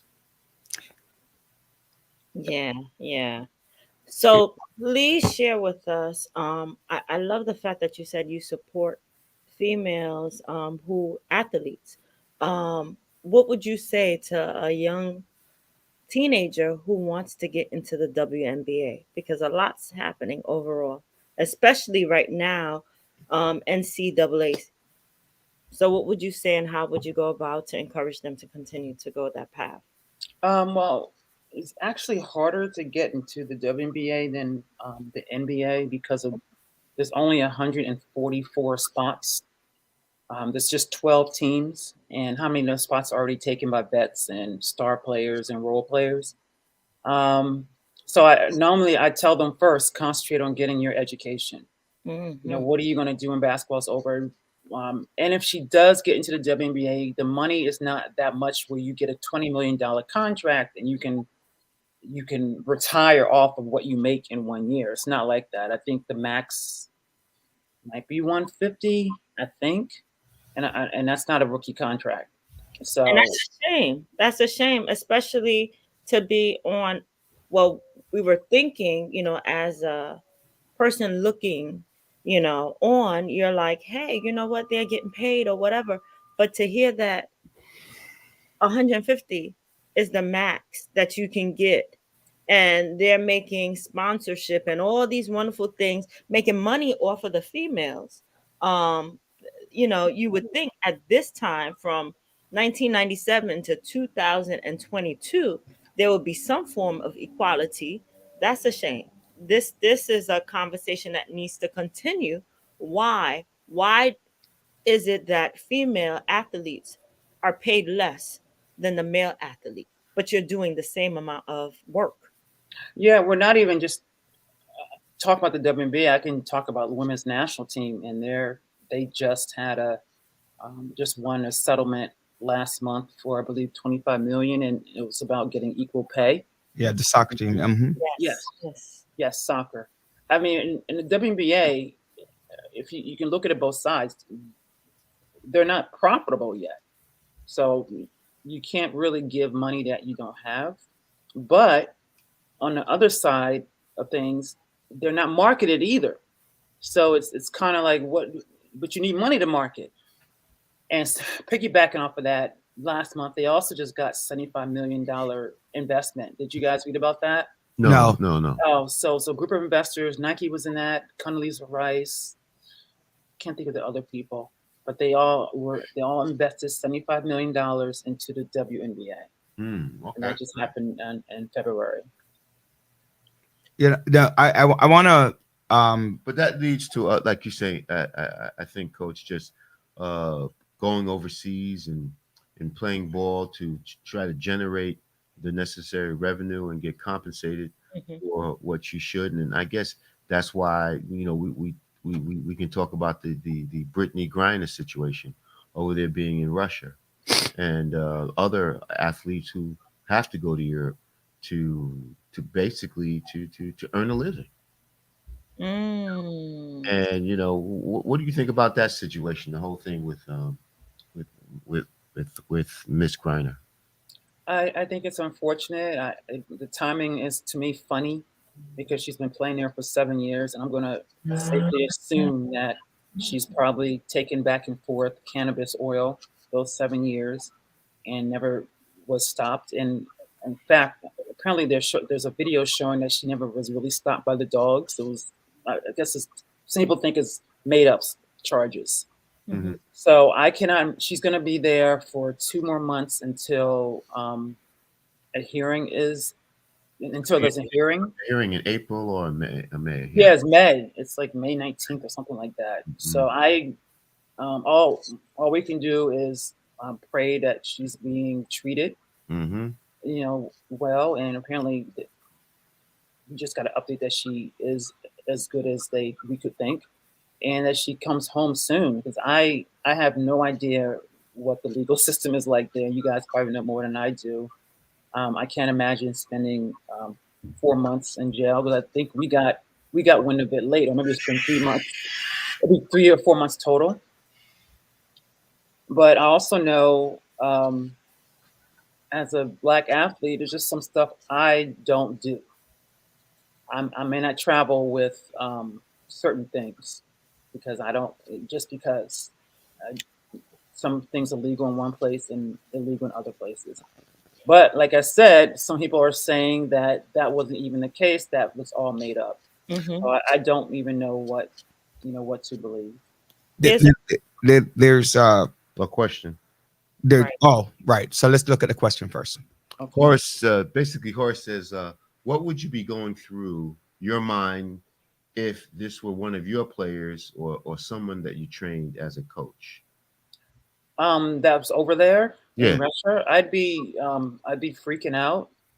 I'd be on my knees a lot praying. Amen. Amen. Who I know, what connections, who can I call, who can I talk to?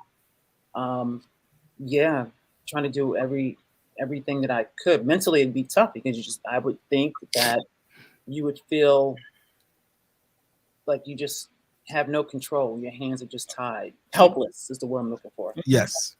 Now, I have a question. Before we go to the question, I had one, and because it ties back into Brittany Griner. So is your question about Brittany Griner, Joanne? Yes, go ahead. Okay, so Brittany Griner is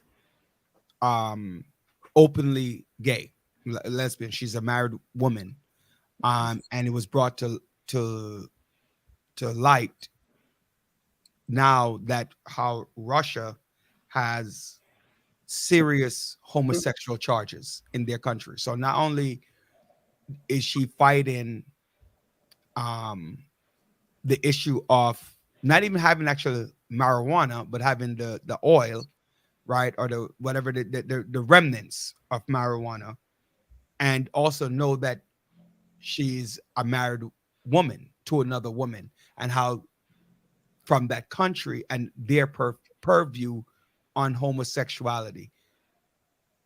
What has been conversations or information or anything around the additional topic in it further to further add the trepidations, the fear that in your sphere that you have heard about, if any at all? Because we only seen some of these on the news. So I don't know if you're contacting current WNBA players or whatever cases are in groups about that to find out what's going on with that.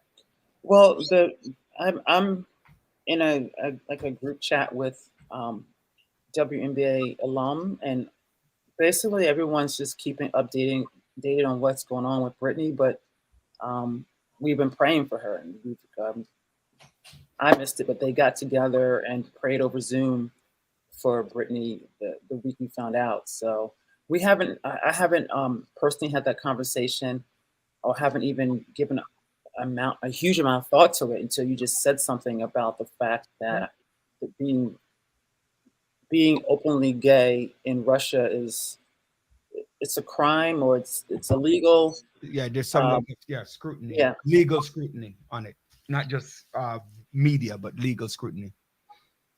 So now I'm going to add on to that. Now, yes, being gay is one thing, but also how is the treatment in being white and black over there, especially being an athlete? Is there a difference in the way that you're treated in Russia, or no? I'm not sure. I've never played in Russia. I just know from my experience, and then some other people have said that, they feel they've been treated like queens overseas compared to when they play here. Like they're flying chartered flights, and stuff. I just read on that same topic. I just read the Sue Berg article. I believe it was yesterday or the day before, where she spoke about exactly what you said. And I wanted to also talk about that too. I want to bring that up. Not just black and white, but economic differences. And our previous guest was a math specialist and who wrote a book. And Sue Berg was talking about she could not have been where she is now if she didn't play overseas. Right.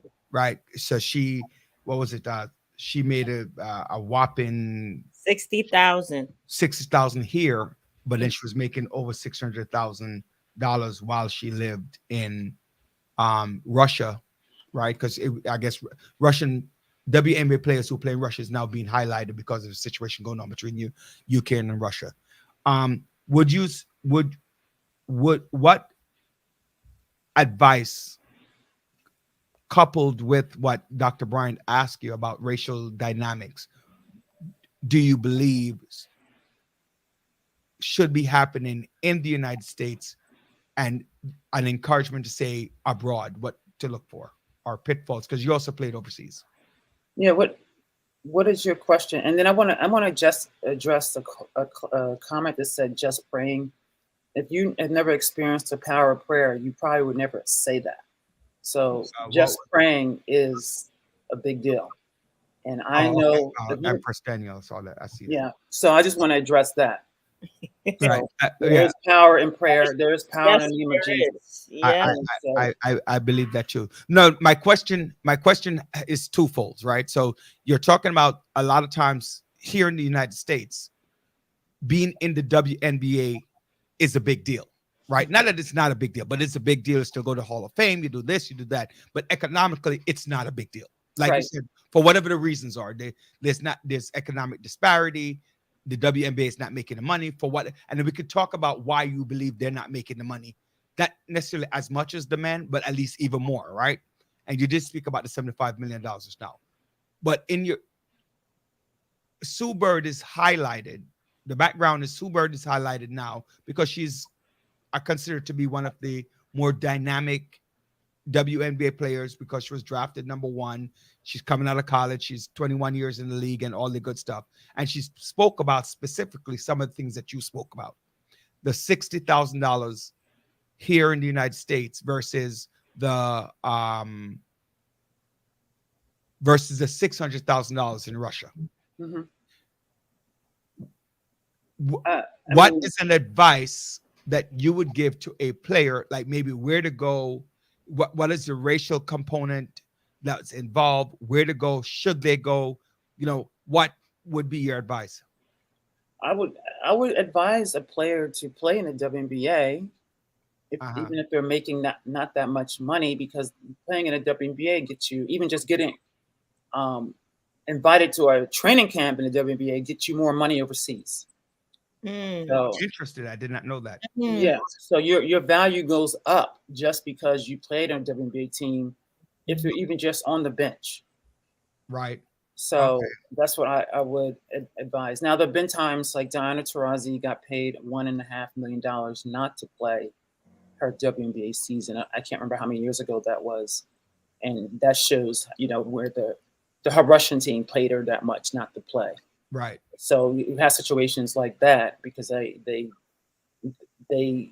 feel she's important to the team and they don't want her to get hurt during the WNBA season. So they paid her not to play, and they also paid her WNBA contract on top of that. So I think there are a lot of players, a lot of great players that you will never see in the WNBA. One, because it's hard to get in the WNBA because there's not a lot of spots, and two, some players that are European won't play in the WNBA because they want their summers off. There's one player, her name is Elena. I can't think of her last name. She might be the best player in the world, but she doesn't play in the WNBA. She plays in EuroLeague. That's where she wants to play. So there's a question by one of our listeners who actually says that in regards to they value female players way better overseas than in the US. What does that say? Are they holding her as a political prisoner? And America, do you think that America is being dragging their feet and trying to help out? In regards to, there was players that was held overseas prior, but they were males. So compared to the female players, the players who were held overseas under Trump administration were not even on, they were student athletes. Oh, okay. So they weren't professional athletes. So here it is, someone who is decorated like her on the WNBA. So us finding out weeks later or even several days later is disturbing. Do you think that this could be more of a political prisoner attempt as a way to get America to get into the war? Because this started just about the time that the whole episode with Ukraine started. Right. I honestly, like I said before, I think the timing is funny. I mean, I feel like she's played there for 7 years, so it's a good chance that she's had cannabis oil with her through those years coming in and out of the country. And now all of a sudden she's being caught right in the middle of a war. So I just thought it seemed suspicious. You know what? I was in Amsterdam not Amsterdam. I was in Romania on Monday, right? And I was walking through the square. And in walking through the square, they have everything that you can purchase to smoke marijuana. But marijuana is illegal. Right? So you could buy the roll-up paper. You could buy the what do you call that? The pipe, the bong, whatever you call it. I don't remember the name of it. So you can do everything to smoke, but marijuana is illegal. So you're gonna tell me, which very much upsets me, John, that in her 7 years, this is the first time she had exactly. Yeah. And then I just pointed out another thing. So comparison and contrast with Britney Spears and the 3 female well, I don't know if they were all females, but the 3 basketball players who shoplifted in China. I'm not sure if you're aware of that. Yeah, I just saw an article about that. I So just forgot about it though. Right. the females, yes. And the team suspended them, 3 black players, right? So 3 Mhm. black players went shoplifting in China. Oh, I remember. Yeah, right. Right. A And true one of them, amount. you know, and also continued to further the disparity. Mhm. Going back to the comment of Empress Daniel, her basic point is that, and she just texted me. So her basic point is that when you talk about prayer is important. That's not her adjective, but prayer is important, but prayer alone is not going to do it. So what is the additional things that needs to happen outside of prayer to ensure or try to work towards making sure that is happening? And that is actually happening, because my view on prayer, I also agree with her. I don't think prayer alone does it, but prayer opens the channels and the doors to get things done. So I did see Ned, I forgot his last name, but Ned from the State Department, yes, they were speaking about what they're doing to open the lines of communication for Brittany Griner to try to get her back into this country. And I think that is what she's alluding to, right? Mhm. But going back to the China conversation, I just wanted to copy that, right? But you know, this shows the difference in disparity, and they're both communist country, and the timing is ridiculous. The timing, like we keep saying that, and people don't understand that you chose the time of the beginning of war Mm-hmm. to bring a national, and remember the other national figures, right, that are captured currently in prison Mm-hmm. in Russia, but they're not highlighted like Brittany Griner. And what we look at, to be very honest, is in the grand scheme of things, 4 months in jail. Well, I know, this is where my political thing come in. I know that some black folks have been given the longest sentences for the same crime in the United States as a white person, but it's we're not going to go into. overseas. It's overseas. That's the Yeah. difference. But still, the people who they're making a bigger deal, Russia that is, in this time of captivity, Mm-hmm. over a minuscule crime, because they're blowing it up. You get what I'm saying? So it's not like, so to me, it's like they're forcing the United States to say, oh, because this is so trivial, what are you doing about it in the time of war? You get what I'm saying? They didn't hold like a ex-murderer and a big deal that, something like that. Could she be considered a political, Yes, a prisoner of war? political pawn. Absolutely, to get involved. So that could be, especially with the timing, like you mentioned, the timing of everything, especially like Coach Val mentioned, she's been over there for 7 years. So what changed? Nothing. Political climate. Exactly. Yeah. So, very you know what? Let's switch subject a little bit. How's your camp going? How's the young ladies camp stuff that you were doing? And we talked about it. How's that going? Let's change up a little bit on the Brittany Grind and talk about. You mean with the children overall? Oh, that was I think when I met you, that was during the pandemic, and I was doing online coaching. Yes. And then schools opened up, and because of, I guess, the Delta variant and the Omicron variant, and so I never got back into schools. And now I'm finally getting my after school program going in April after Excellent. 2 years of being out. So do you do basketball camps? That's in person. So do you? It's in person, but it's an after school program. So it uses basketball to teach life skills and leadership, and it's for grades 3 through 5, and it's just an hour once a week, and it's not playing, just mainly skills and drills, and getting as competitive as possible so they can learn the life lessons that happens when you participate in a sport. When I was in college, and I was playing basketball, and I was coaching basketball as well. We used to do what's that point guard from Duke? Bobby Hurley. So Bobby Hurley created a program called ITZ, In the Zone. I don't know if you know what that was, but that's how I met Rasheed Wallace and Kobe Bryant and a couple of those other athletes that were at that time big into basketball.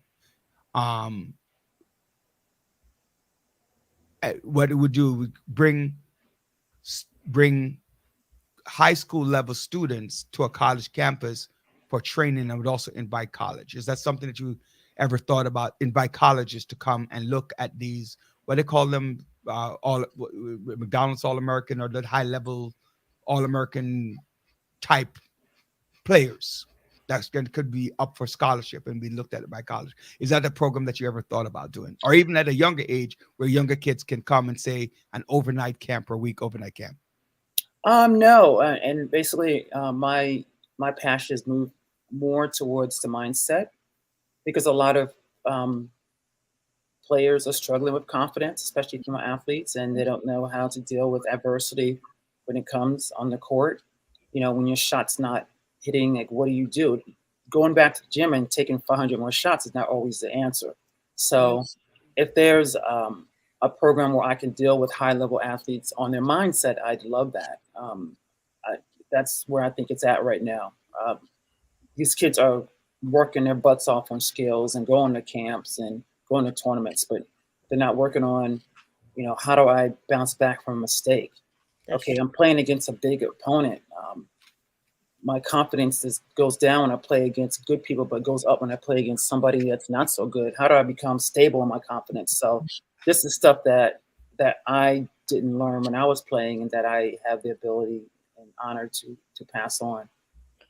I know that we have a question. This was tied to a last question that was asked.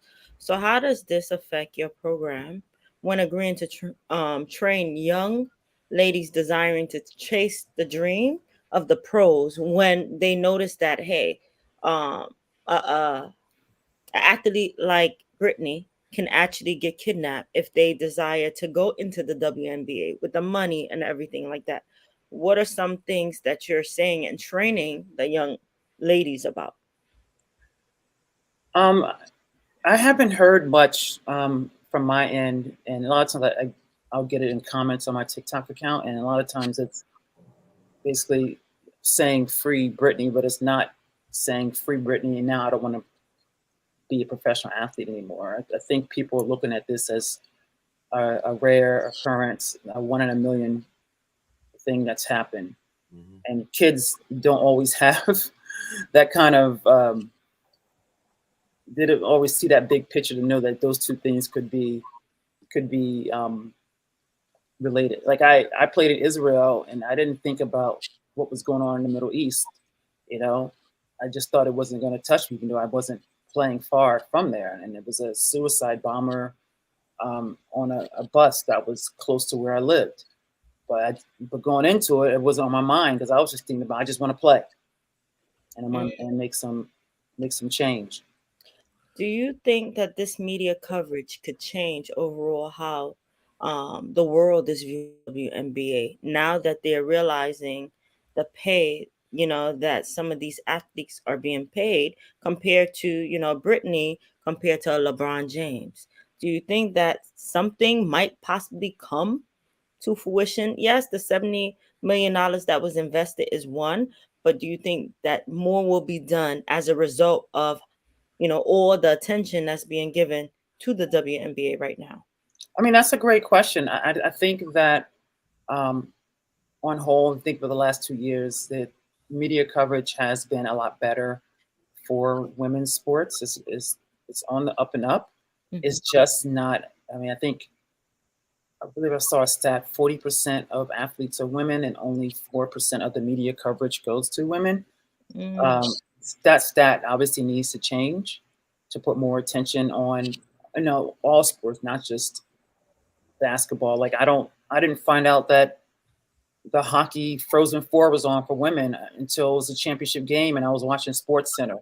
So, stuff like that, which really probably wouldn't happen in the men's sport. I know hockey is not a sport that is covered well in general, male or female, but I was just giving an example. I think, like I said, it needs to be covered better, and it needs to be more more marketing, and I think this influx of capital that just happened last month is going to help with that. I'm hoping it's going to help with that. I can't say for Yeah, sure. something that's going through my mind is if we recruit more international players or have competitive matches between the WNBA players that you're a part of and going against European or is whatever international team like they do like with the World Cup, right?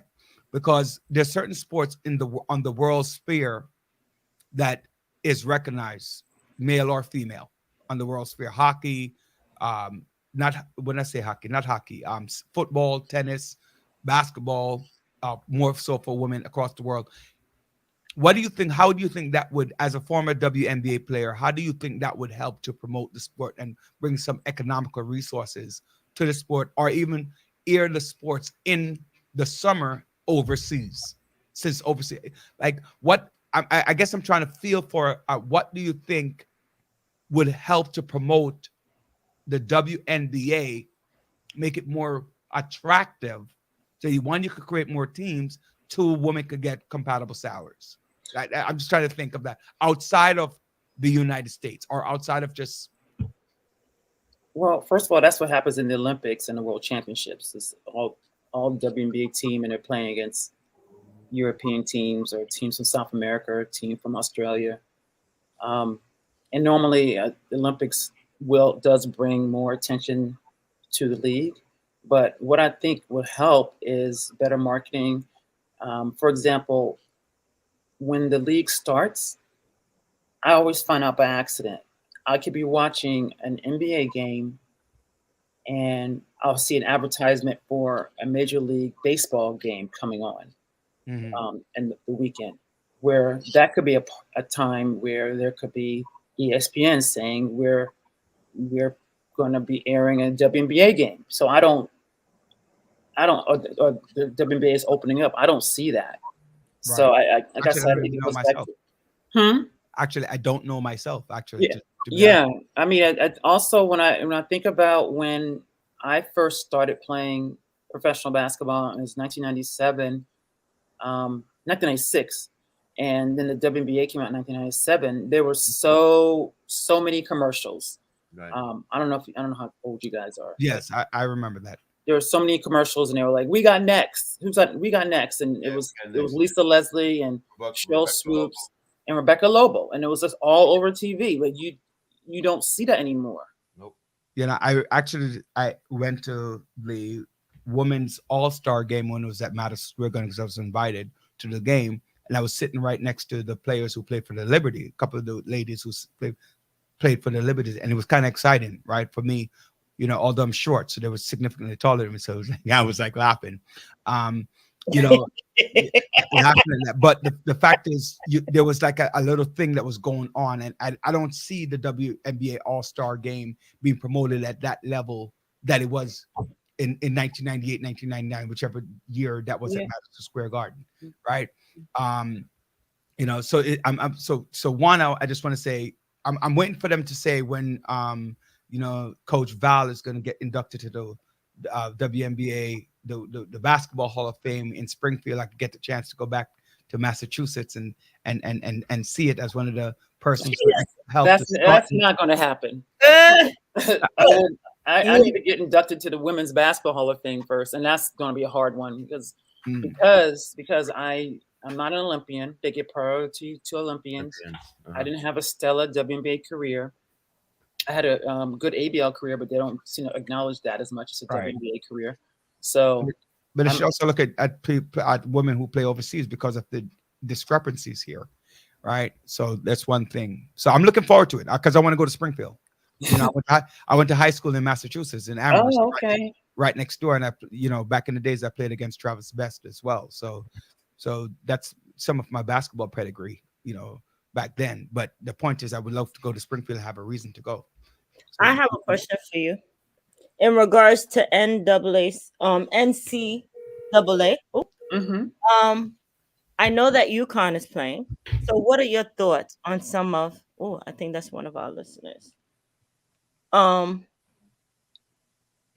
What are your thoughts on what's happening right now in the game? Well, I like both my brackets are busted on the men's and the women's side. And for the men, I had Kentucky going to the Final Four, and they lost in the first round of St. Peter's. And then for the women, I had Kentucky winning going to like the Sweet 16 or Elite 8, and they lost to Princeton. So I think on the women's side, and Princeton was an 11 seed, I believe. On the women's side, there's a lot more parity this year, which makes it a lot more exciting. A lot of people, they were complaining about women's basketball in March Madness time because all the teams that were supposed to win won. And for the first time that I ever seen, that didn't happen this year. And for the first time, the NCAA is using March Madness on the women's side. Yeah. They did not use March Madness on the women's side, which is ridiculous. And that's a whole nother conversation. Mhm. But for the first time, they did that and actually having a tournament challenge bracket on the app for women and for both women and men. That is awesome. There's something I was going to ask you. Wow, I lost track. Get in touch with you. The caller. That's what it was. Caller, Yeah. you're live. Hey, how y'all doing? This is Horace. Hi, Horace. Hey, Horace, what's going on? You got about 30 seconds on that. No problem. Just wanted to get your insight. We're talking about WNBA and the NCAA, and I just saw where they Paige Buckers, who was playing for UConn, she said she actually makes more money now. At a time, college students couldn't make any money. What are your thoughts now on college students actually making more money than WNBA? Wow. Oh, the NIL. Yeah, I know a lot of athletes that are not a lot. The athletes that I follow on Instagram, there's two particularly on Stanford, Cameron Brink and Haley Jones, that are making good money off of the NIL. Fran Belibi, who just dunked in the game last week, the Stanford game, she has she's sponsored by Denny's, and it's made she has a Grand Slam Fran meal or something named after her.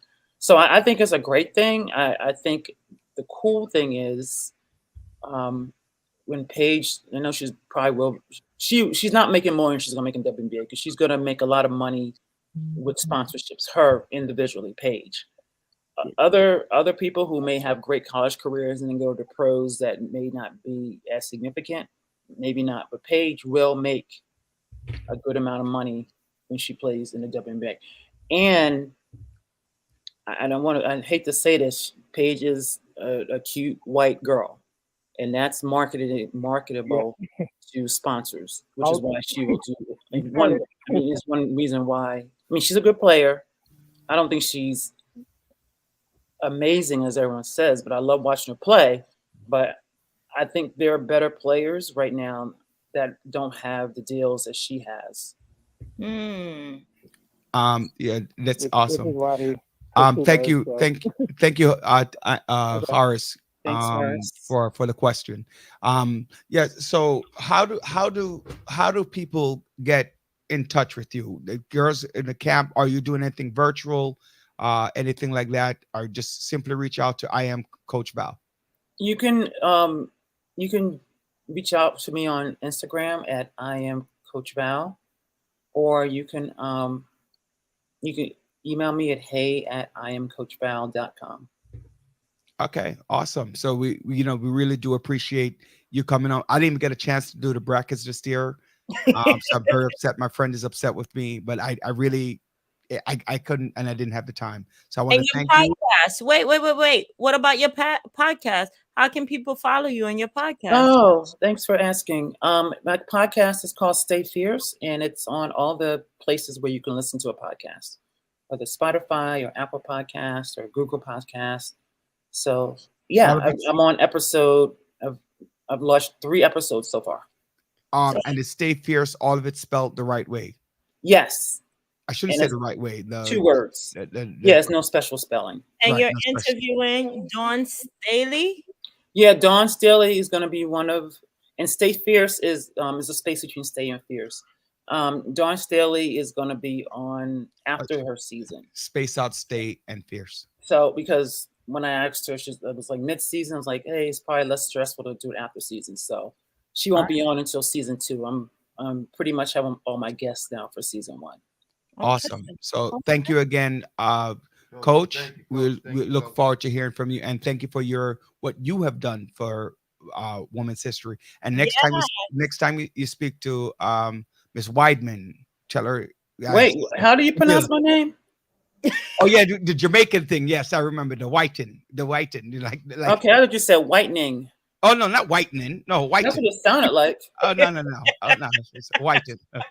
I just, you making fun of my Caribbean accent. No, I love it. It's uh, it's sexy. Trust all me. right, and like I said, say hello to Jamila for me, because we still at Amherst. We still remember her and all the work that she did. Although she's a little bit younger than us, but you both went to Stanford. Thank you. Yeah, she's so at the All right, NBA thank you. now. Huh? She's in the NBA now. Okay, nice. She's high up there. Vice Okay, president she's or a something. background. All right, awesome. So thank you again. We appreciate you. Thank you for joining us this evening, and we will be in touch. All right. Bye. Bye-bye. All right. So God bless her for joining us. Awesome to see as a pioneer. She was one of the starters of the WNBA. That's Yeah. pretty awesome. His picture's not there. That's right. Huh? Oh, there we go. So Brian, yes, I know you what are you making a new office? Listen, he kept his word. He kept his word. What? Oh, congratulations, Mr. Cunningham. Yeah. back. Look at Hey, hey, I can't hear you guys. Brian. You can hear us? Were you in Albany or you in New York? Brian, can you hear us? All right, so he'll come back. Last time he had some issues. So Brian Cunningham was on last week. And the week before. And the week before. He was current. No, he wasn't. Not 3 weeks. No, it's just 2 weeks. And so now, what's up, everybody? Hey, what's going on? You can hear us? I get you loud and clear now. All right. Ladies and gentlemen, we're talking to the newest member of the New York State Assembly from the 43rd District out of Brooklyn by way of Jamaica. Because now I can officially say that I can own him now. Right? I can own the Jamaican. You're not gonna own the Jamaican too, the Caribbean part? Don't look at me like with a. You see that? Congratulations on your well-earned victory. Thank you. Sorry, I'm in a bad spot. I just got back from Albany literally like 2 seconds ago and ran inside the building to try to be on the show. So happy to be here. All right, that's awesome. And we appreciate, like Joanne keeps saying it, and it's very important. We have looked at a lot of politicians, and I'm going to throw some words. I'm on the pulpit like a pastor, and I'm throwing to the audience, the members out there, that you have a lot of politicians when they needed the 10 votes or the 15 votes or the 30 votes, because we can't tell anybody we're going to give you 1 million votes, but we know that a lot of people do respond to what we say in terms of voting, right? Absolutely. And it's spread out. And when they needed those votes, they were, we need to get on the village. And then after they win, they're not on the village. So I want to throw that word out there, the first shade, to say thank you. Thank you, brother. For keeping your word and coming back the 2 days after you won. So tell me. No, it's important. It's important to, promises made, promises kept, and we got a lot of promises we made in the campaign. So we got hopefully 2 months to deliver on some of them. Yeah, Jomani Williams is another person who actually did that. So I don't want to make it sound like there aren't others who have reached out, but there are some that we're not really happy that they haven't reached out, including the governor, right? Including the governor. So I'm just throwing that out there. I want to know about your first day. Tell us about your first day. Pretty much an HR day. I mean, we dived into some of the budget. I got an opportunity to speak with the Speaker of the Assembly and learn a lot about the budget priorities. Going in, as I mentioned on the show last week, the most important thing that I'm going to do in the first week is really focus on a $213 billion budget that the governor and the Assembly and the state legislature is working on. So that's been the big crux of the first 2 days, meeting some new colleagues, meeting central staff. But also making some key hires for our own team. We're going to be rolling some of our hires out next week, hopefully, so the community is well served. But we're diving in foot first, ready on day one. We promised that, and we're going to deliver on that. And yeah, what have you even looked at? I know it's all of this quick, so some of these things you had to kind of prepare yourself for before you got into office, like Yeah. staff. And have you looked? What? Where are you with that? So Yeah, quickly. we've hired our chief of staff. We've hired two community liaisons, and we've hired a Albany staffer as well to help with our legislative budget priorities. So we're fully staffed already. Again, we were preparing for this. We knew throughout the primary that special that one or two things are going to happen. We either going to need to hire people really quickly, or we were going to have to focus and double down on the June primary.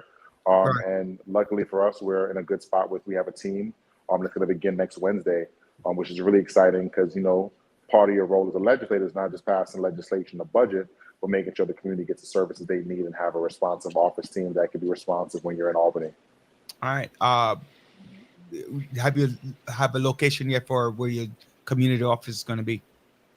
No, we are. We submitted our three desired locations to the assembly. They vet those processes, make sure that those offices are compliant, and then we should hear back in a week or so. So looking forward to announcing that in 2 weeks on this show. Ah, look at that. Look at that. Look at that. Yeah. But So I'm gonna text. I'm gonna text John first. you're gonna text John. Whoa. So not he's only quiet do I, tonight. He's quiet tonight, so I have to get him involved in the show. I got you. All right. So that Hey, man, hey, just listening to you, man. It's a great feeling, man. yeah, it's a great feeling to know that you get elected for sure. It's a great feeling. For sure, for sure. I want to talk about your Caribbean heritage a little bit. Yeah. Yep. As a Jamaican, right? Yep. Specifically, you're American, but you're like Yvette. You were although you might have been born here, your family are from the Jamaica, right? Yep. What is it? Has that hit you yet? Like outside of it's Nick, you, at the assembly level. I think Adam Clayton Powell, Yep. he might have been. He's also of Jamaican descent, Yeah. as well. This is from many years ago. Farrell. Danny Farrell is of Jamaican descent too. Yeah. A Caribbean descent, and I don't know. Roxanne Prasad is Guyanese in the Senate. Yep. His Yep. sister over there in the Senate, and you're taking also Diana Richardson, who was also from the Caribbean, as well. In that, how does that make you? What kind of message in the last couple of minutes that you have for our young Black men and Caribbean folks and just inner city person about perseverance and hard work?